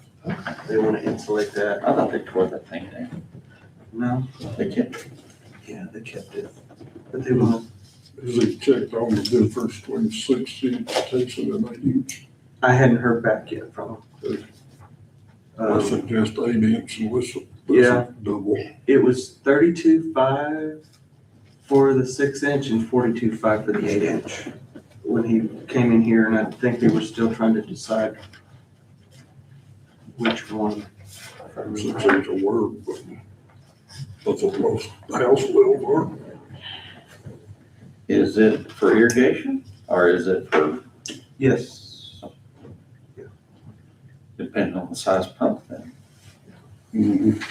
6-inch, we get a 5-horse 50-gallon minute in it. I don't know if many of those wells out there produce 50 gallons a minute. It will. It hit the rock spot. Yeah. They had to rework all of them before because they quit producing. All them wells need to be cleaned out, man. Yes, sir. So there is a decrease in $10,424 roughly for the department. And if we need to, we can take more. I wouldn't take out the water well. If we do need to take anything out later. Sid said that one's bad shape. So, And if they don't keep it green and everything, that's how I did my golf course. Yes. Cost a lot more money to put them greens back than it does to keep them up.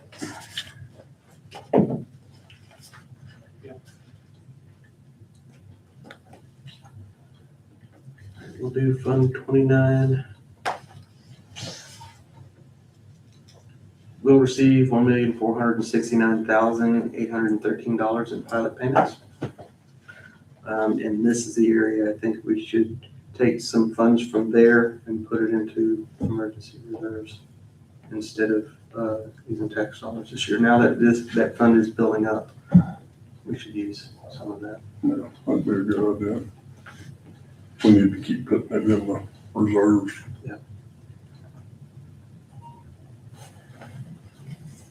And then finally, Fund 61, this is the jail. This is just our debt payment, and the interest for it and the administrative expenses, $952,550. I believe we have 6 years left, 5 or 6 years left, and we will be done. Oh, wow. That'd be great. How much is the payment? I forgot.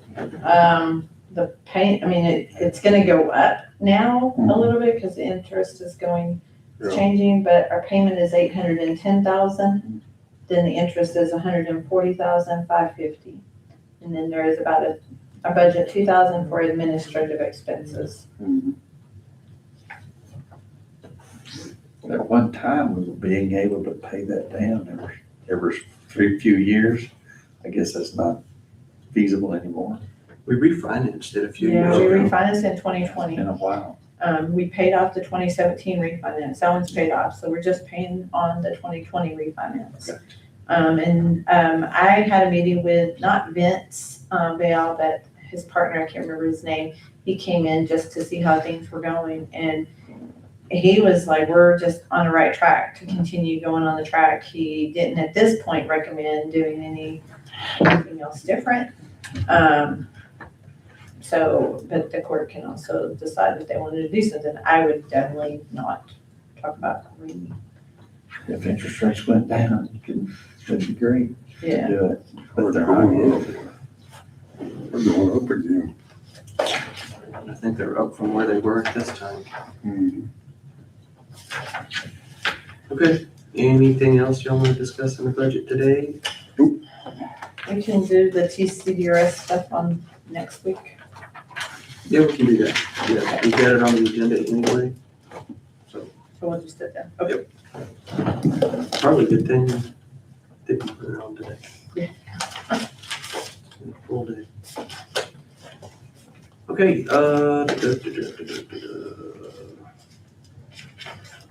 Treasurer's monthly reports and I guess put them on there twice.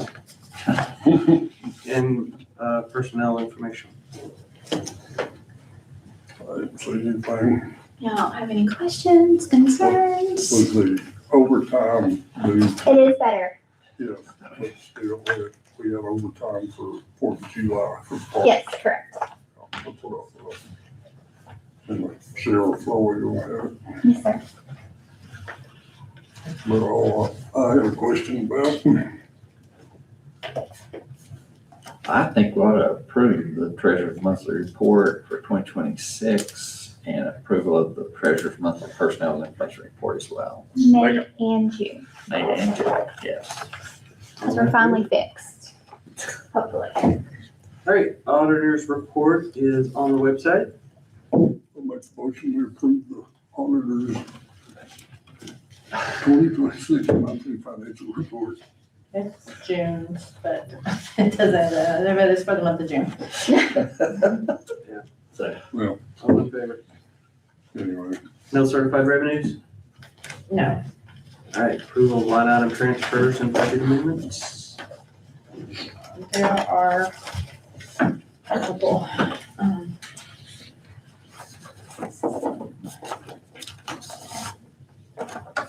There is a line item transfer for the DA office, and 2 auto expense, 3,000 out of witness expense and investigative expense. There's also a line item transfer for the airport. All of it's actually into capital, but it's $10,348.96 and $232 out of resales. He traded in his old mower. It finally just basically gave up and got a new mower for him out there. And then the budget amendment is golf course placing $4,500 into his food concession expense line. He's expended that budget, but he is about 7,000 extra in the revenue from the food concessions line. So he needs to purchase more items. Judge, I'll make the motion, we approve the line item transfers and budget amendments as presented. Second. All in favor? Approval of accounts payable. Accounts payable total is $202,243.97. I'd make the motion that we approve the accounts payable. Second. All in favor? Please tell me we're gonna have executive session. We do not.